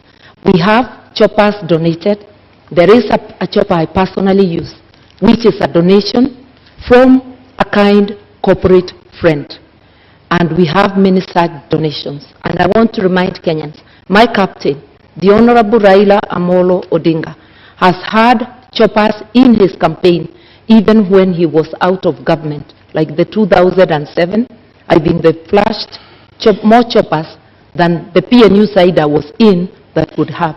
He is a man known for his capability to mobilize resources, both human and financial, for campaign. And I'm very lucky to be his running mate. Talk to us, Honorable Gachagua, about corruption and election campaigns financing. A lot of opaqueness there, clearly, even from this engagement, and laws around politicians being accountable and there being an eye inside what's going on have not seen day of light. So what are your thoughts? Is there any nexus there? Well, you know, campaigns, and you really cannot control the nations because people support a certain candidate for a certain reason. And it behoves upon the candidate to receive donations that are well-meaning and donations that are not tied to your win and what you need to do for people after. And that is the basis of our campaign. I personally have many friends who have supported me. They have not demanded anything for me in return when we form government. They think we have got a good plan. They think that we need to be given an opportunity to run this country and turn it around. They think that the real thing is the economy. They think that they need to help us to move around the country. And they are well-meaning. I wouldn't say the same of my colleague here because their campaign is being run with the public resources. You are aware that the PS Interior has been meeting chiefs and assistant chiefs who are public servants and give them instructions to work for Azimio. You have seen their meetings being attended by chiefs in uniform. That is misuse of public resources. We have seen funds from Harambee House, from the confidential expenditure, being put into this campaign. Many of the town hall meetings they are holding in the Mount Kenya region, all the delegates are given 1,000 shillings to go home.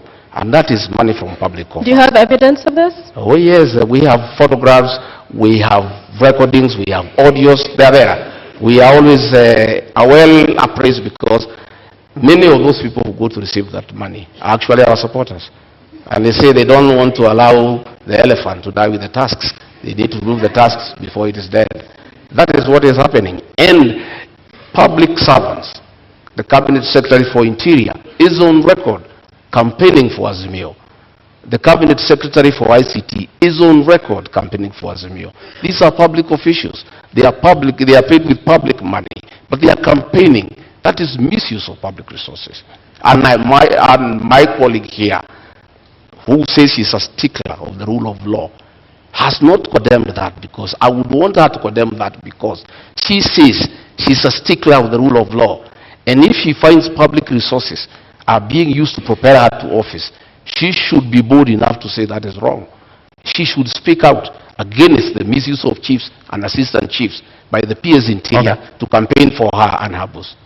Okay, Honorable Karua, just to build on that, all corruption scandals, Eurobond, Kimarer, Afia House, Kemsa, do find a dotted line into politics. As you respond to this question, how does Azimio and yourself going to deal with these questions that we have to deal with now? May I begin there by saying that Azimio government is very clear on what it will do. Both my captain and I have repeatedly said there will be no sacred cows. Anybody involved in corruption will face the law, irrespective of who they are. As for campaigning with public resources, that's a publication. What I know is that every presidential candidate is entitled to security. So there will be security apparatus, whether it is the Deputy President's campaign or the Right Honorable Raila Amolo Odinga. We mobilize our own meetings, using our candidates, using everybody. Anybody who attends, they attend on their own volition. Yes, there are some cabinet secretaries who have attended our meetings, but they have sometimes attended as a by the way. When they attend deliberately, it's of their own volition and it's not because we need them to mobilize. Let nobody forget that there is no political operator who can mobilize more than the Right Honorable Raila Amolo Odinga. I also personally do not need help to mobilize. I've been in this game for 30 years. When Mr. Gachagua was still a DO, I was in politics. All right. You have a response to that? 1 minute rebuttal. Well, I have no rejoinder for that. My request is that it's about time we move to the real issues that the people of this country need to know. What is our plan? We have talked many issues, and that is a good thing. But the people of Kenya need to know, what does Rigathi Gachagua and William Ruto have for them? I'm hoping that debate will come around tonight, because it's important. Because many Kenyans are glued to the screens. They are waiting to hear. They want to know about health. They want to know about education. The public service wants to know about their issues. The police service wants to know about their issues. There are many people waiting. And I think, I am guessing, they must be getting information. Honorable Gachagua, we are getting to that. And corruption is a big issue in this country, where public resources... Corruption must be fought. And the real corruption is state capture and conflict of interest. What is state capture? State capture is where the people in power compete with citizens for scarce resources. Where the people in power use their position to advantage themselves to get business unfairly. Where people in power allocate resources to projects where they have an interest. I have an example. In the year 20, I want to tell you what is state capture and conflict of interest. This is Gazette Notice Legal number 1112, dated 26th June 2019. In the exercise of powers conferred by Section 106 of the Stamp Duty Act, the Cabinet Secretary of the National Treasury and Planning, on the recommendation of the Cabinet Secretary for Lands and Physical Planning, directs that the instruments executed in respect of the transactions relating to the merger of NIC, PLC, and Commercial Bank of Africa shall be exempt from the provisions of the Act. By a single signature, these two companies owned by the first family were exempted from paying 350 million. These are rich banks who have made money from domestic borrowing. They have lent money to government. They are in Fuliza. The owners are the richest people in Kenya. They were exempted from paying 350 million. Money that can put up 35 level 3 hospitals in Kenya. That is conflict of interest and state capture. That is chronic corruption. It's worse than the corruption associated with public procurement. And that is what we must deal with. We must deal with state capture. We must deal with conflict of interest. There is a railway line between Nairobi and Nyanyuki that was put up at a cost of 3.8 billion. That railway line serves one company that supplies fuel to Nyanyuki. All right, Honorable Gachagua, thank you very much for this. Unfortunately, I cannot authenticate this document. You asked me what the state capture. I'm giving you time, but I cannot authenticate the document that you've just read right now. So I've seen in your manifesto that you would put a commission to investigate these bribes. Would you go after the first family? We will not go after anybody. We'll go after all those who are in state capture and conflict of interest. Who are they? But what are you saying? That will come out in the commission. I'm saying there will be a commission, because the real corruption that we need to deal with, not what Honorable Mara is talking about, is state capture and conflict of interest, where the people in power have used their offices to usurp public resources to their advantage and to the disadvantage of the rest of Kenyans. You are aware that the milk industry has been monopolized by state capture and conflict of interest, where the owners of that monopoly decide how much to buy from the farmers and how much to sell to the consumers. So, Honorable, and extort the people of Kenya. Clarity for the Kenyans who are watching. At the center of government is President Uhuru Kenyatta. Are you going to go after President Uhuru Kenyatta finishes his term? I have said we are not talking about individuals. We'll deal with state capture and conflict of interest. Anybody who is involved in state capture and conflict of interest will be held to account. The first family, sir. So grab the bull by its horns. Don't perhaps cut around the issue. You are talking about the first family. So in essence, you are saying you will go after them. Isn't that true? I am saying This is state capture. I've given you an example. You'll feel for yourself what needs to happen. All right. And I am saying that is what we need to deal with. You know, state capture. And that is why the president will say he is lenient. He cannot deal with state capture. He cannot deal with conflicts of interest. Okay. He can't. Thank you very much. Karua, 2 minutes. I want to help Mr. Gachagua. State capture is the repurposing of the state to serve individuals rather than public good. And corruption cartels in this country, whoever they are, have strangled the country. I opened by saying Kenya can't breathe. Our health services, their money is taken, the money for agriculture, for fertilizer subsidies, money for building dams such as Kimwerel, Arol, Galana Kularu, which was supposed to help Kenya feed itself. That is what state capture is about, that every penny intended for the public, a majority of it is ending up in people's pockets. This is not about families or individuals. It's cartels, and cartels are organized people, gangs of criminals, because what they are doing is committing crime. And you don't need a commission to punish crime. You just need serious law enforcement. And if you find roadblocks, that cases are taking too long, then Parliament can be used to do its work, to consider proposals from the government, to pass laws that fast-track such cases. We all know that election petition cases take 6 months. Why can't corruption cases similarly take such a period? That is the debate that must go to the National Assembly. Mr. Gachagua serves in the National Assembly. I have not heard him talk about corruption except when defending his own position in the case he's involved in. In contrast, I'm out of Parliament. I've been vocal, whether it's KEMSA, whether it's any other corruption. And I've also been vocal in upholding the rule of law and reminded my brother President Kenyatta that he cannot serve beyond his term, a position he holds at this moment, that he is going home. So, Honorable Karua, do you agree then that there's state capture in Kenya? And secondly, what do you make of their proposal to form a commission of inquiry into the same in Kenya if elected? That just expresses their reluctance to fight corruption.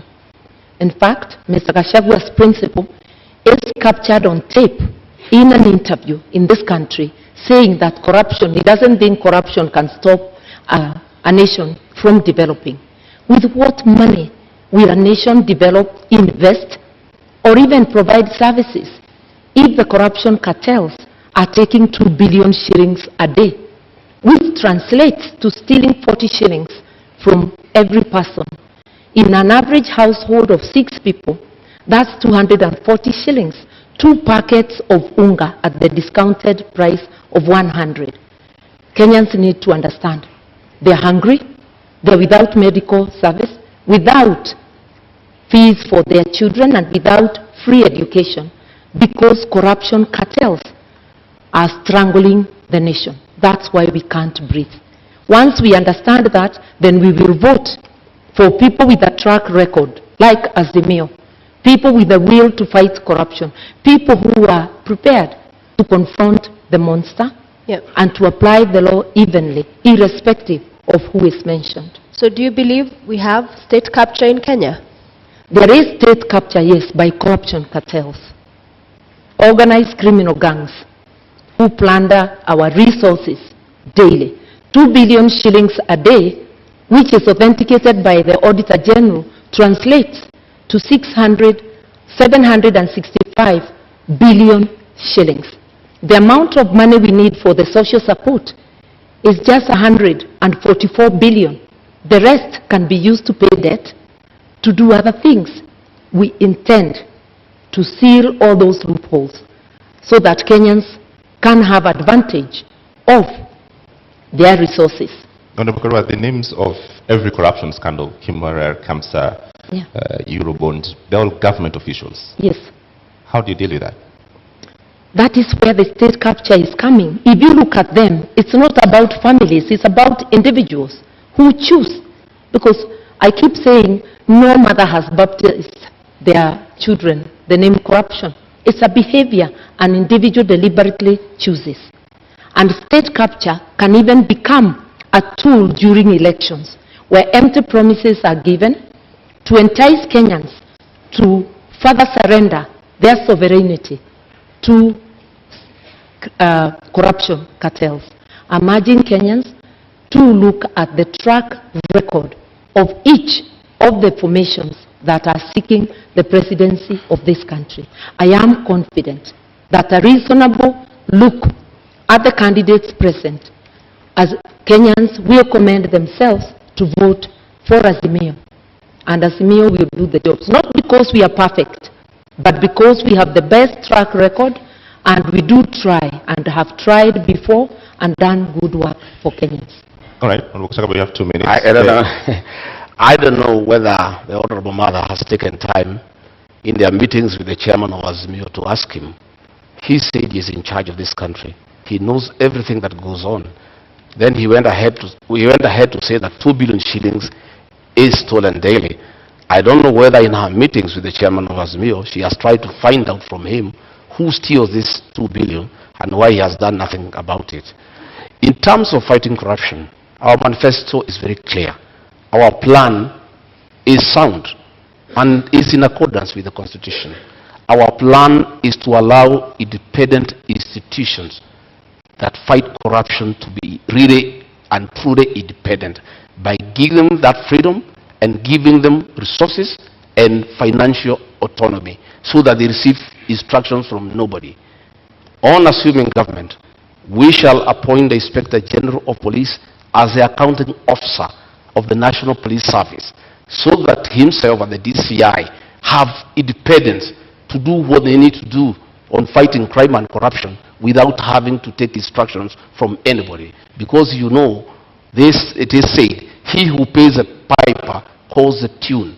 Why the Inspector General of Police and the DCI cannot fight corruption and crime, why they cannot operate the way the Constitution spells out, is because they are controlled from Harambee House, because that is where their money is. We shall give them financial autonomy.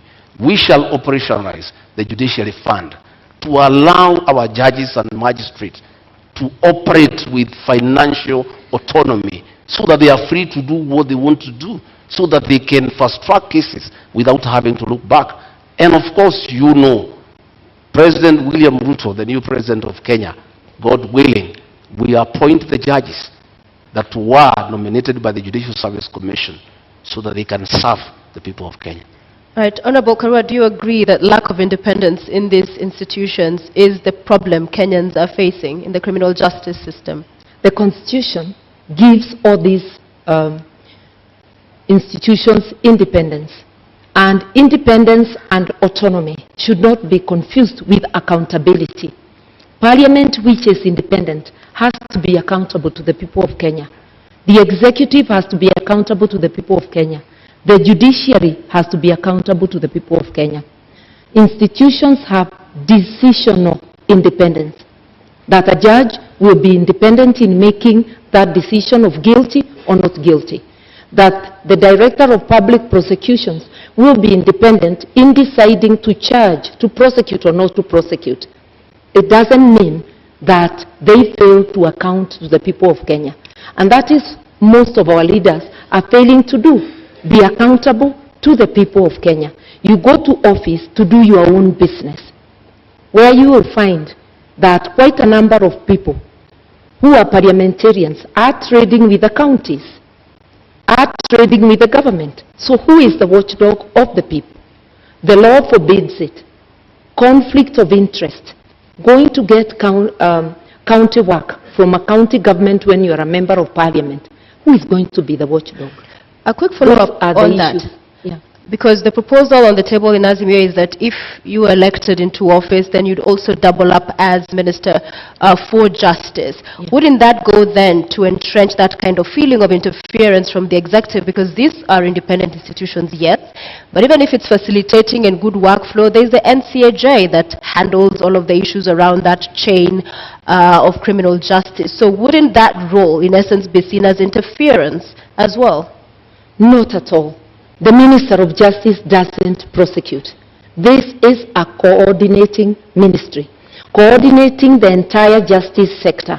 And we had such a program even during the Kibaki time known as Justice, Law and Order sector, to give policy direction. Then each institution goes and works on its own.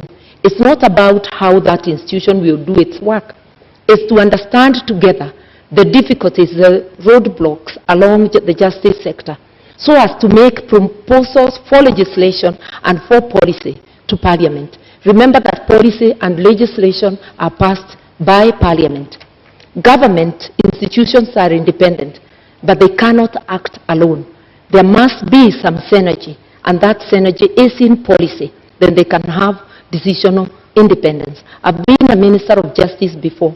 I didn't investigate or prosecute. All right, I'm going to move to the next topic, and let's go to the cost of living. One of the charges against politicians in this country is that they're simply out of touch, and you're unable to solve the problems that we face. To give you an opportunity tonight, Honorable Gachagua, to start to make your presentation on cost of living by first telling us, what is the cost of milk today? The cost of milk, retail. The farmer sells at 42.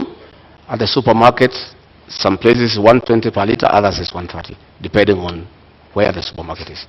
Kerosene? I don't go to the supermarkets. Okay. What is your presentation tonight on dealing with the cost of living, knowing very well that... I want to say, I'm happy now we are where we need to be. Audience, please maintain silence. And for the record, issues with what we've been talking about throughout. These issues impact on how we fund the projects and all of these other subsidies we'll be talking about. So there's no non-issue tonight. What I'm saying is that I'm happy that we are discussing the high cost of living, the inability of Kenyans to buy food, because a mistake was made maliciously to deny farmers fertilizer subsidy, and as a result there was low production, and because of the law of demand and supply, you cannot afford a packet of unga. A packet of unga is 250 shillings. Government is running around because of this election now, trying to subsidize for 4 weeks just after the elections. But they are not telling the people of Kenya how they'll buy food after the elections. This is being done to entice them to vote for Azimio. If government had done the right thing and supplemented farmers with inputs and fertilizer, they would have increased their production. You know, we consume 46 million bags of maize, and we produce about 40 million every year. We normally have a deficit of about 6, which we import. But because of this decision, we are short of almost 15 million bags, and that is what has caused the current crisis. And we have a plan. On our first month in office, we intend to bring down the cost of fertilizer from 6,700 to 2,500. That is DAP. That is the main fertilizer for planting. Okay. And that will enhance our farmers to produce more, so that we have food security, and probably we even have some surplus for export. Thank you. Honorable Martha, same question. What is the price of bread today, and what is Azimio plan to reduce the cost of living? The price of bread, the bread I buy, is 80 shillings. But there are various types of loaves, so I will not pretend to know what each loaf is costing. But I know that the price of foodstuffs, of essential commodities, has gone up, and the fuel prices are generally the trigger that gets them high, coupled with corruption. My friend, Mr. Gachagua, is talking of giving, their government giving fertilizer subsidies. He is in Jubilee, and therefore part of Jubilee government. He is in Parliament courtesy of Jubilee, but he doesn't know that currently the Jubilee government has a fertilizer subsidy, and a bag is retailing at 2,900. The only problem is with the distribution, because the cartels are making sure that they buy most of it. Only a paltry gets to the farmers, It's again sold at the higher price. For us, the first, second, and third agenda is to fight corruption. Governments have subsidies to cushion farmers and to cushion the people because of a series of things. We have war in Ukraine, which has seen foodstuffs rise for countries that are not self-sufficient and buy outside, Kenya being one of them, fertilizer and other things. But the money for subsidy, for helping our people with the cost of living, majority of it is going to the cartels. That is where the problem is. The money meant for Garana Kulalu irrigation scheme, which could have helped with our food reserves, was stolen. Kenyans knew, even the fertilizer there was a scandal. Maize there was a scandal. Kenyans knew who are responsible for those scandals. And Mr. Gachagua is also aware. And together with his captain, they may know more. Since mother,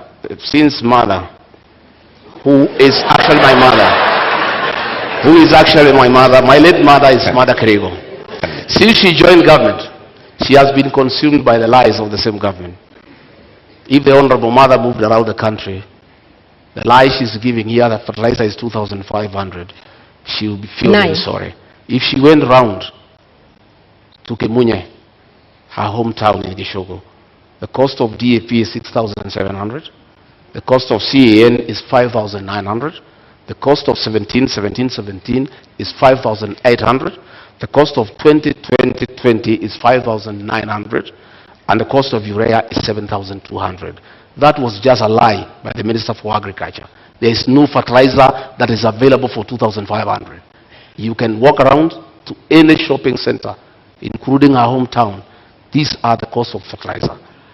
And I want to say, let us stop deceit and lying to the people of Kenya on national television. When my sister here, mother, tells the people, farmers, that fertilizer is 2,500, they start having very serious doubts about her credibility as a future deputy president. Because if she can come here on national television and give prices that are not true, when people are suffering, when people cannot buy fertilizer, her credibility is put into question.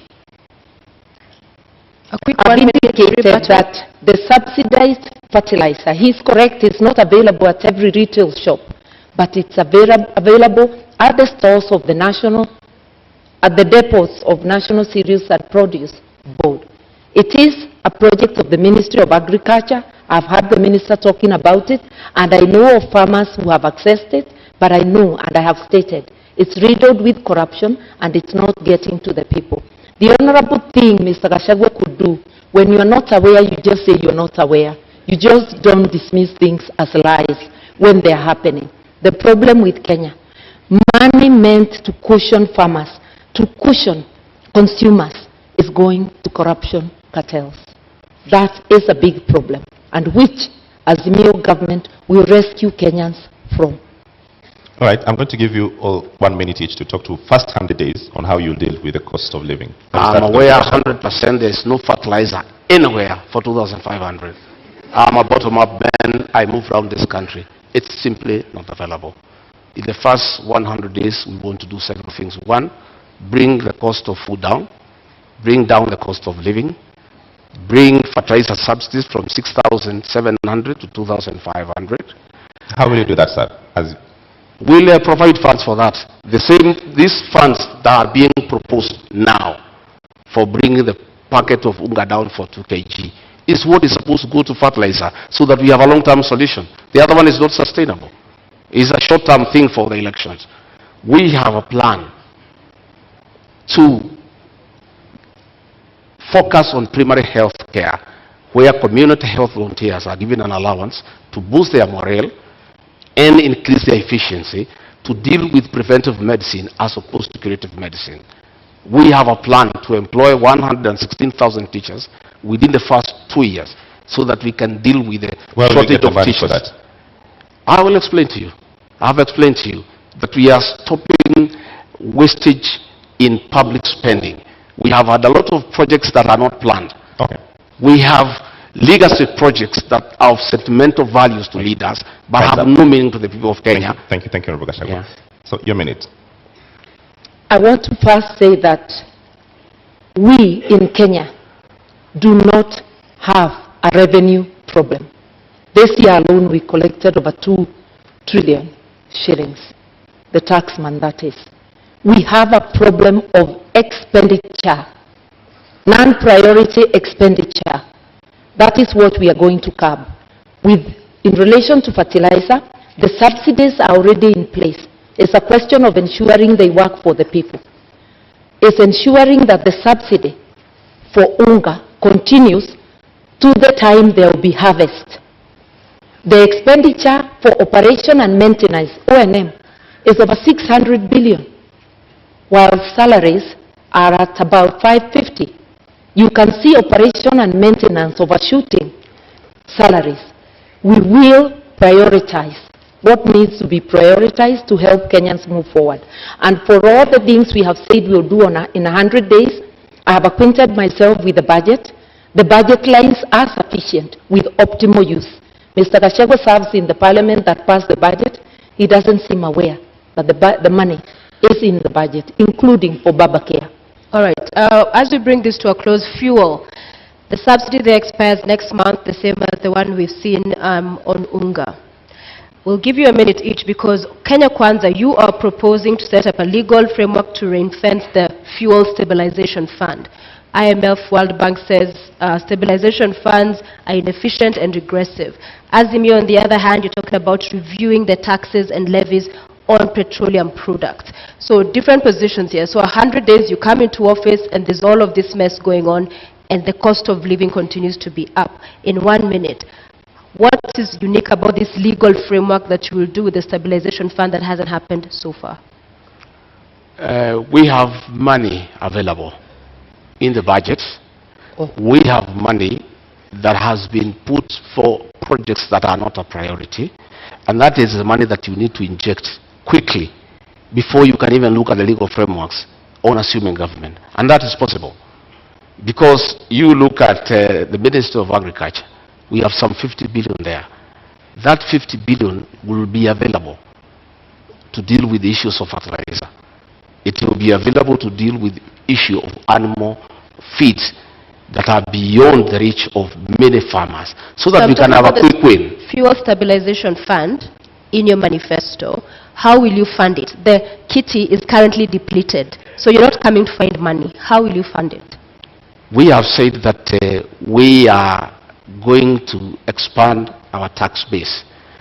Once we put the Hustlers Fund of 50 billion and we give to the people down there at the down of the pyramid, we enlarge the people who are paying tax and will have more revenue. And this is the money that will be available to the people of Kenya. Number two, we are talking about the issue of domestic borrowing. We are paying 600 million every year as interest from domestic borrowing.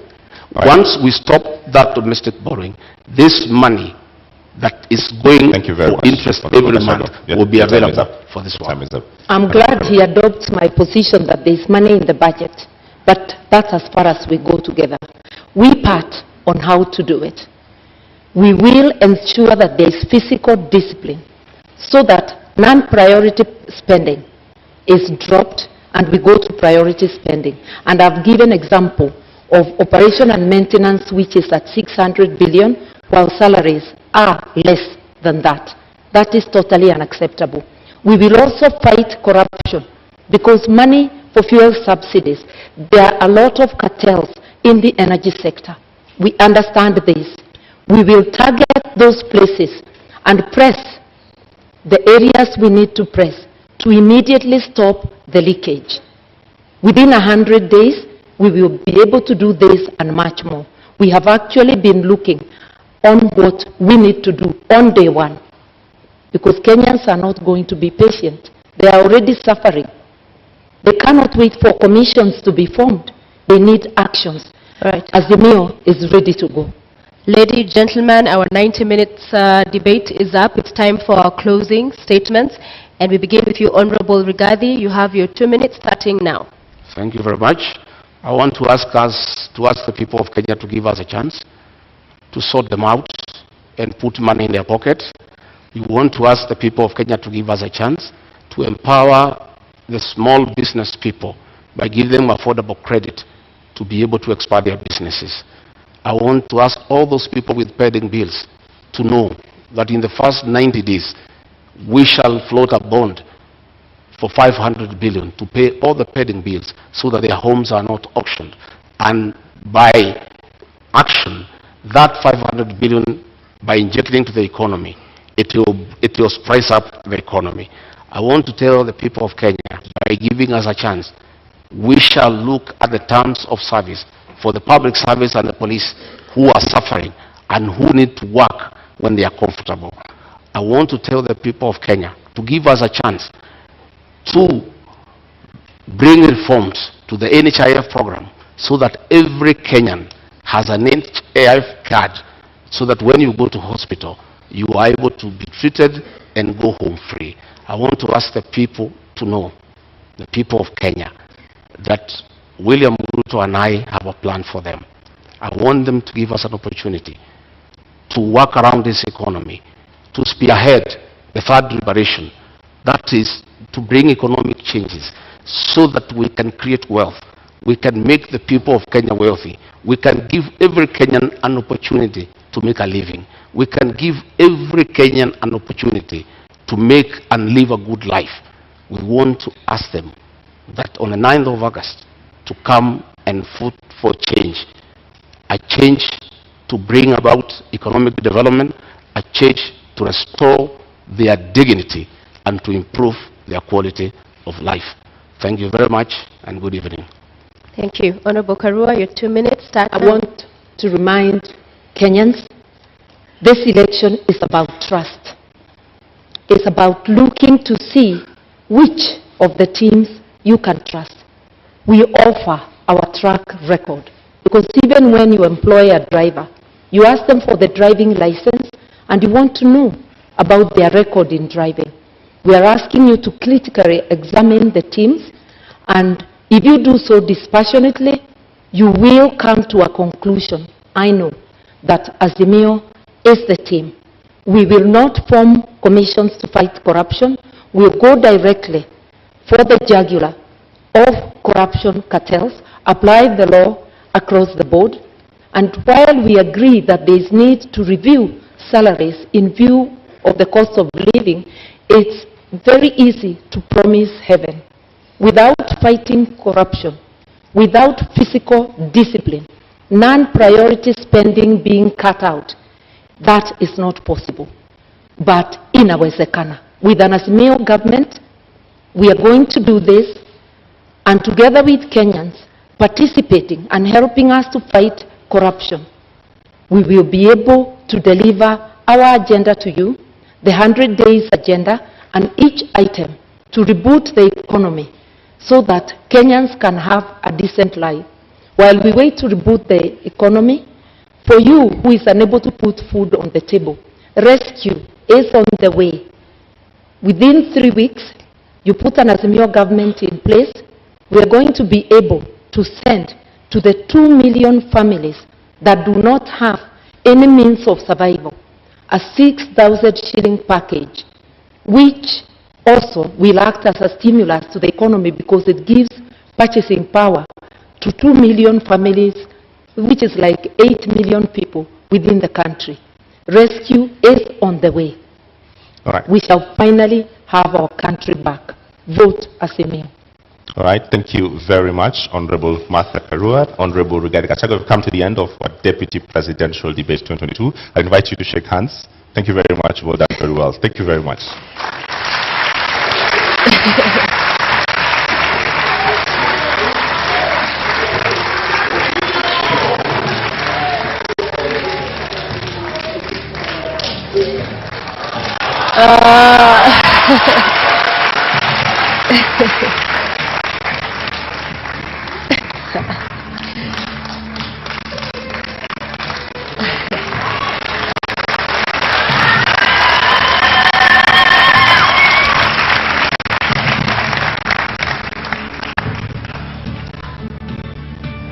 Ladies and gentlemen in the audience and our viewers following this at home, we have come to the end of our debate this evening, and our appreciation to Honorable Martha Karua of the Azimio la Umoja One Kenya Party Coalition, as well as Rigathi Gachagua of the United Democratic Alliance, UDA, for honoring voters with the duty of agreeing to attend this public televised debate. We thank you.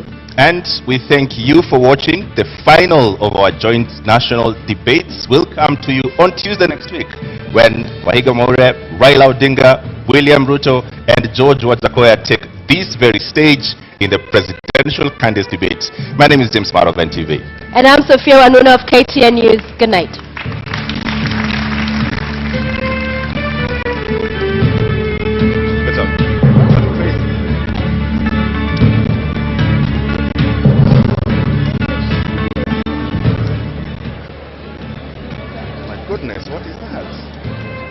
And thank you all for tuning in to the Deputy Presidential Debate just moments after the second debate has ended. Prof, direct to you. Are you impressed? Were your issues addressed? Yeah, thank you, Trevor. I think thank you very much. Appreciate it. the debate actually did not address the sort of central issues we're looking at. Yeah. But on the very positive side, I think the debate spent time on what's ailing this country. And I'm very, very happy that for the first time in history, we have two parties from inside government, so that we are able to know what's actually ailing Kenya. The theft, the corruption, the inflated government project costs, the state capture, lack of ethics amongst those who are in power, families and so on. I'm actually very happy that this fight between Uhuru and Ruto is actually exposing to us the real problems that this country actually have. Because I would like to imagine if the president was on the same side as the deputy president, would have not known any of these things. There would have remained accusations. But this went into all sorts of interesting details, all the way to the cases in court, to those who have captured the country, to those who are stealing money, that is being used, that should be used to subsidize Kenyan lives, to those who are doing business with the state, to those who are determining prices of what we buy, and so on. So I think there was very good texture. Ideally, we would have wanted to hear more about the manifestos. But what I lost in terms of the details of the manifestos, I think I gained 100% by having these confessions about rampant looting and theft of our people, killing our people in the hospitals. We know now the issues in agriculture. We know the reason why we cannot buy bread at the correct price. We know the cartels in the energy sector. We know all this thanks to this wonderful debate. So I really congratulate the two teams for exposing to Kenyans the rot that has become our country and the incompetence of those who are in power, who are ruling us now. Thank you. Nerima, you wanted to hear the how of the manifestos. Did you get your answers? Not very directly. Unfortunately, a lot of the questions that I wanted answered, the meat of the conversation was coming toward the last 20 minutes of the debate. So I did hear in terms of, Honorable Karua talking about the 2 million people who will be supported with the 6,000 shillings with the social welfare. She touched on Babakia. And I did hear Honorable Rigathi talking about the Hustler Fund. I mean, it's 50 billion shillings. But then just because you give people resources, he talked about the pyramid and it's going down. And we know a lot of youth is where they're at the bottom of that pyramid. It doesn't mean as soon as you get money, let me tell you, you're paying back your loans. Because a lot of people right now are living on debt. So they're going to be repaying that. So it's not going to be that easy. Nerima, hold on one second. Let's cross over to Martha Karua, who's just finished the debate. Mtazamaji popote pale ulipo, kilicho na mwanzo kosi mwisho na hatimaye mdahalo umetamatika, na hapa nipo na Bi Martha. Bi Martha, shukrani za dhati kwa kutenga muda wako na kujiunga nasi. Ningependa kujua hisia zako ni zipi? Mdahalo umekwenda vipi? Je, umeafikia matarajio yako? Nafikiria nimeafikia, umeenda vyema, tumedebate bila balaa yoyote, tumeendelea vyema. Naam, shukrani sana na nakutakia kila laheri na kwa heri.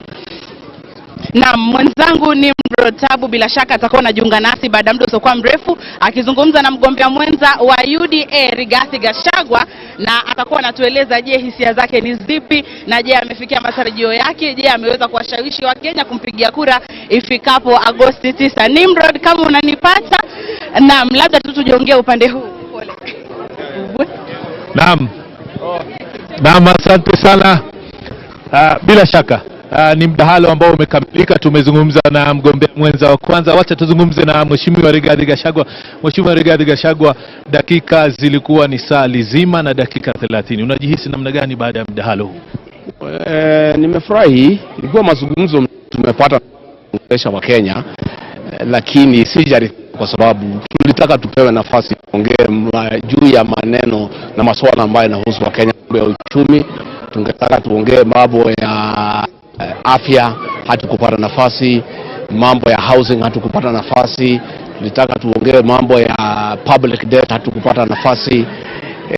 Tulikuwa tumeambiwa hayo maswali yote yataulizwa, lakini tumekaa sana kwa maswali moja mbili, lakini yale maneno ambayo yanahusu wa Kenya, hasa bei, gharama ya maisha, hatukupata nafasi ya kujadiliana. Natumai kwa wametoa fursa hii kwamba mdahalo mwingine ambao utakuwa juma lijalo, pengine nafasi hiyo itatokea. Lakini pengine kwa kifupi, kwa wale ambao hawajakata shauri jinsi watakavyopiga kura tarehe 9 Agosti, je, unahisi kwamba umewafikia?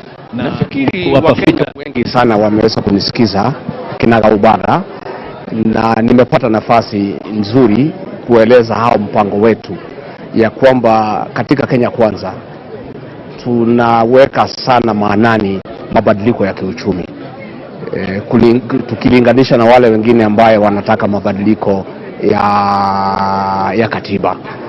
Na Wakenya nikiwasikiza pahali pote nitatembea katika Jamhuri la Kenya, masuala ya kiuchumi ndio yanatatiza Wakenya na ndio wanataka suluhisho.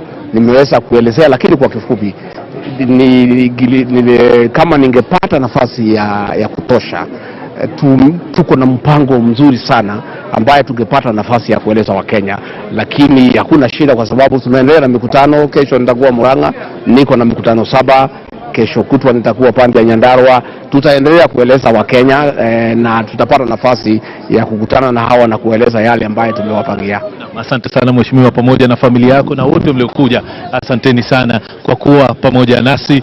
Mheshimiwa Rigathi huyo pamoja na wale waliokuwa wakimsindikiza baada ya kuhudhuria mdahalo huu. Trevor Mbija, najua bado Kelly na wageni wengi tu ambao wanataka kuzungumza nao wachanganuzi kuendelea na masuala yaliokuwa yakijadiliwa ukumbini. Trevor. Asante sana Nimrod Tabu, lakini kwa sasa tupitie kwa Ken Mijungu na Michelle Ngele mwanzo. Ken? Thank you so much, Trevor. Indeed, about 5 hours and 45 minutes already going. I mean, 4 candidates here tonight. A very exciting debate. To help Kenyans just understand, Michelle, what exactly are they choosing from? What ideologies? What is the agenda of these candidates to them? Absolutely, and this debate happening as Kenya enters the home stretch of the 22 electoral season. All of them getting a chance to tell Kenyans what they are fit for the country's second most powerful job. And the stakes are high, Ken. 22.1 million registered voters to vote in August, which is the highest in Kenya's electoral history ever. And this, of course, is a consequential election. It's a transition election from President Uhuru Kenyatta to the possibility, and that possibility, Michelle, will be made on the ballot on the 9th of August. But this is not the last. Next week on Tuesday, same place, same time, we'll have another debate with now the presidential candidates. Also 2 debates. Today also there were 2 debates. My name is Ken Mijungu from KTN. My name is Michelle Ngele from K24 TV. Let's take you back to Trevor Umbija. Thank you very much, Michelle and Ken. Now I panelists have 5 minutes maximum. Rima, 1 minute, finish your thoughts on your reactions on whether you are satisfied with the debate. I think that we could have had more meat in the debate, so not very satisfied. Yeah. I feel a lot of content came toward the end. Okay. Dr. Baraza? I concur with Nerima. I think the bigger part of the debate didn't focus on the issues that we would have wanted them to focus on. A bit of electioneering there, a bit of propaganda. Came in quite a bit, but towards the end is when we had a few issues addressed. Okay. Probably it was the structure of the interviewing, I don't know, but we didn't address the real issues that we have wanted addressed. Asaska? Yes, Trevor. Unfortunately, a lot of time was wasted on rumors and allegations instead of focusing on the roles of the deputy president as espoused in our constitution, and as well as real issues that are facing Kenyans, particularly looking at the economically feasible solutions that are politically tenable. I feel like I'm a little bit disappointed in that, but at the end, for the last about maybe half an hour, 20 to half an hour, we've seen both candidates coming out, explaining their manifesto, and I've seen Honorable Martha Karua really hitting hard on the most impressive commitments on healthcare, on the social agenda for the vulnerable people. And what I missed out a lot from Azimio is if Martha could have focused more on the debt management in Kenya, because their manifesto covered that very well. Apparently that did not come up in today's debate.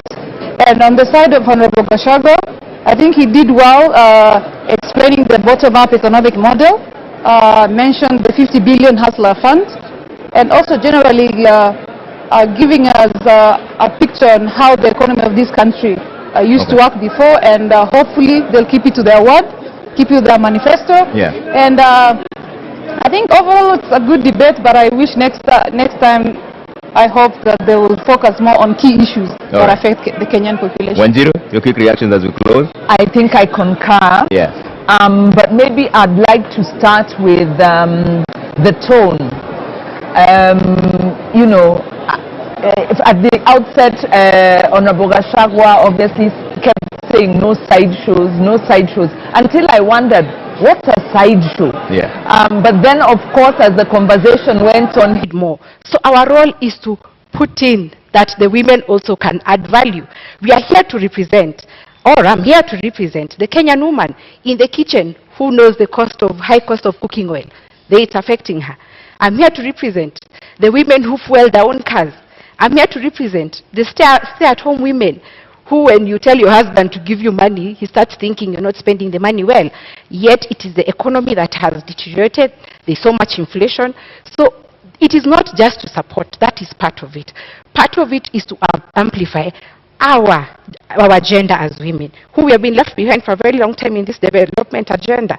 So kusupport na kuweka sauti zetu kama mimi, kama wanawake na kama vijana. Madam Ruth, what is your voice then? What, arguably in the political sphere, somebody would ask you, what do you bring to the table? So what do you bring to the table in terms of capacity, in terms of the understanding of this role, in terms of your ability to execute the functions of deputy president, if Kenyans give you the nod in about 20 days in this election? Okay, what I'm bringing in, one is the difference in leadership, that now, for the first time, to make history, is that we will have a lady deputy president. That for me is a key factor. I am coming in with intelligence, with my intelligence. I am coming in corruption-free. I'm coming in as a trustworthy person. I'm coming in to bring the development agenda that has been left out of the woman and the youth.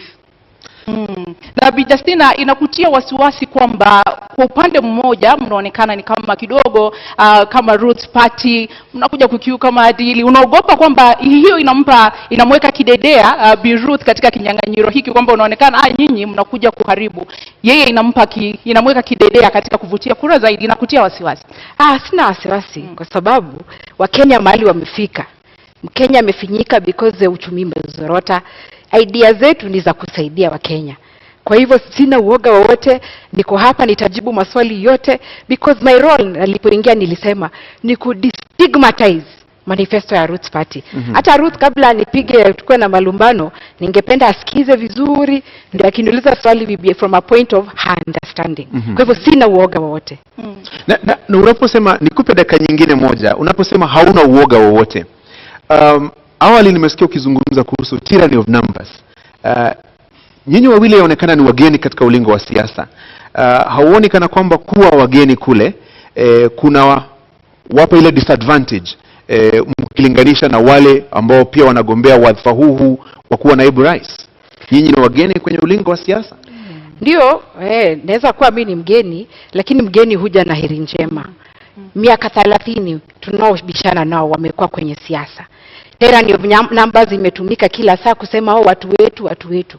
Lakini kama iko sahi, ni kila Mkenya awaze ajiulize, hawa viongozi ama hii serikali inanifaidi aje kibinafsi? Kwa hivyo mimi na Roots Party tunaleta a mind shift, change of mindset. Mkenya akuwe selfish kivyake, aseme ingawaje kabila langu liko uongozini sijasaidika, lakini hawa hata kama sio kabila langu wako na agenda na wanataka kupeleka Kenya mbele. So I'm not scared in any way.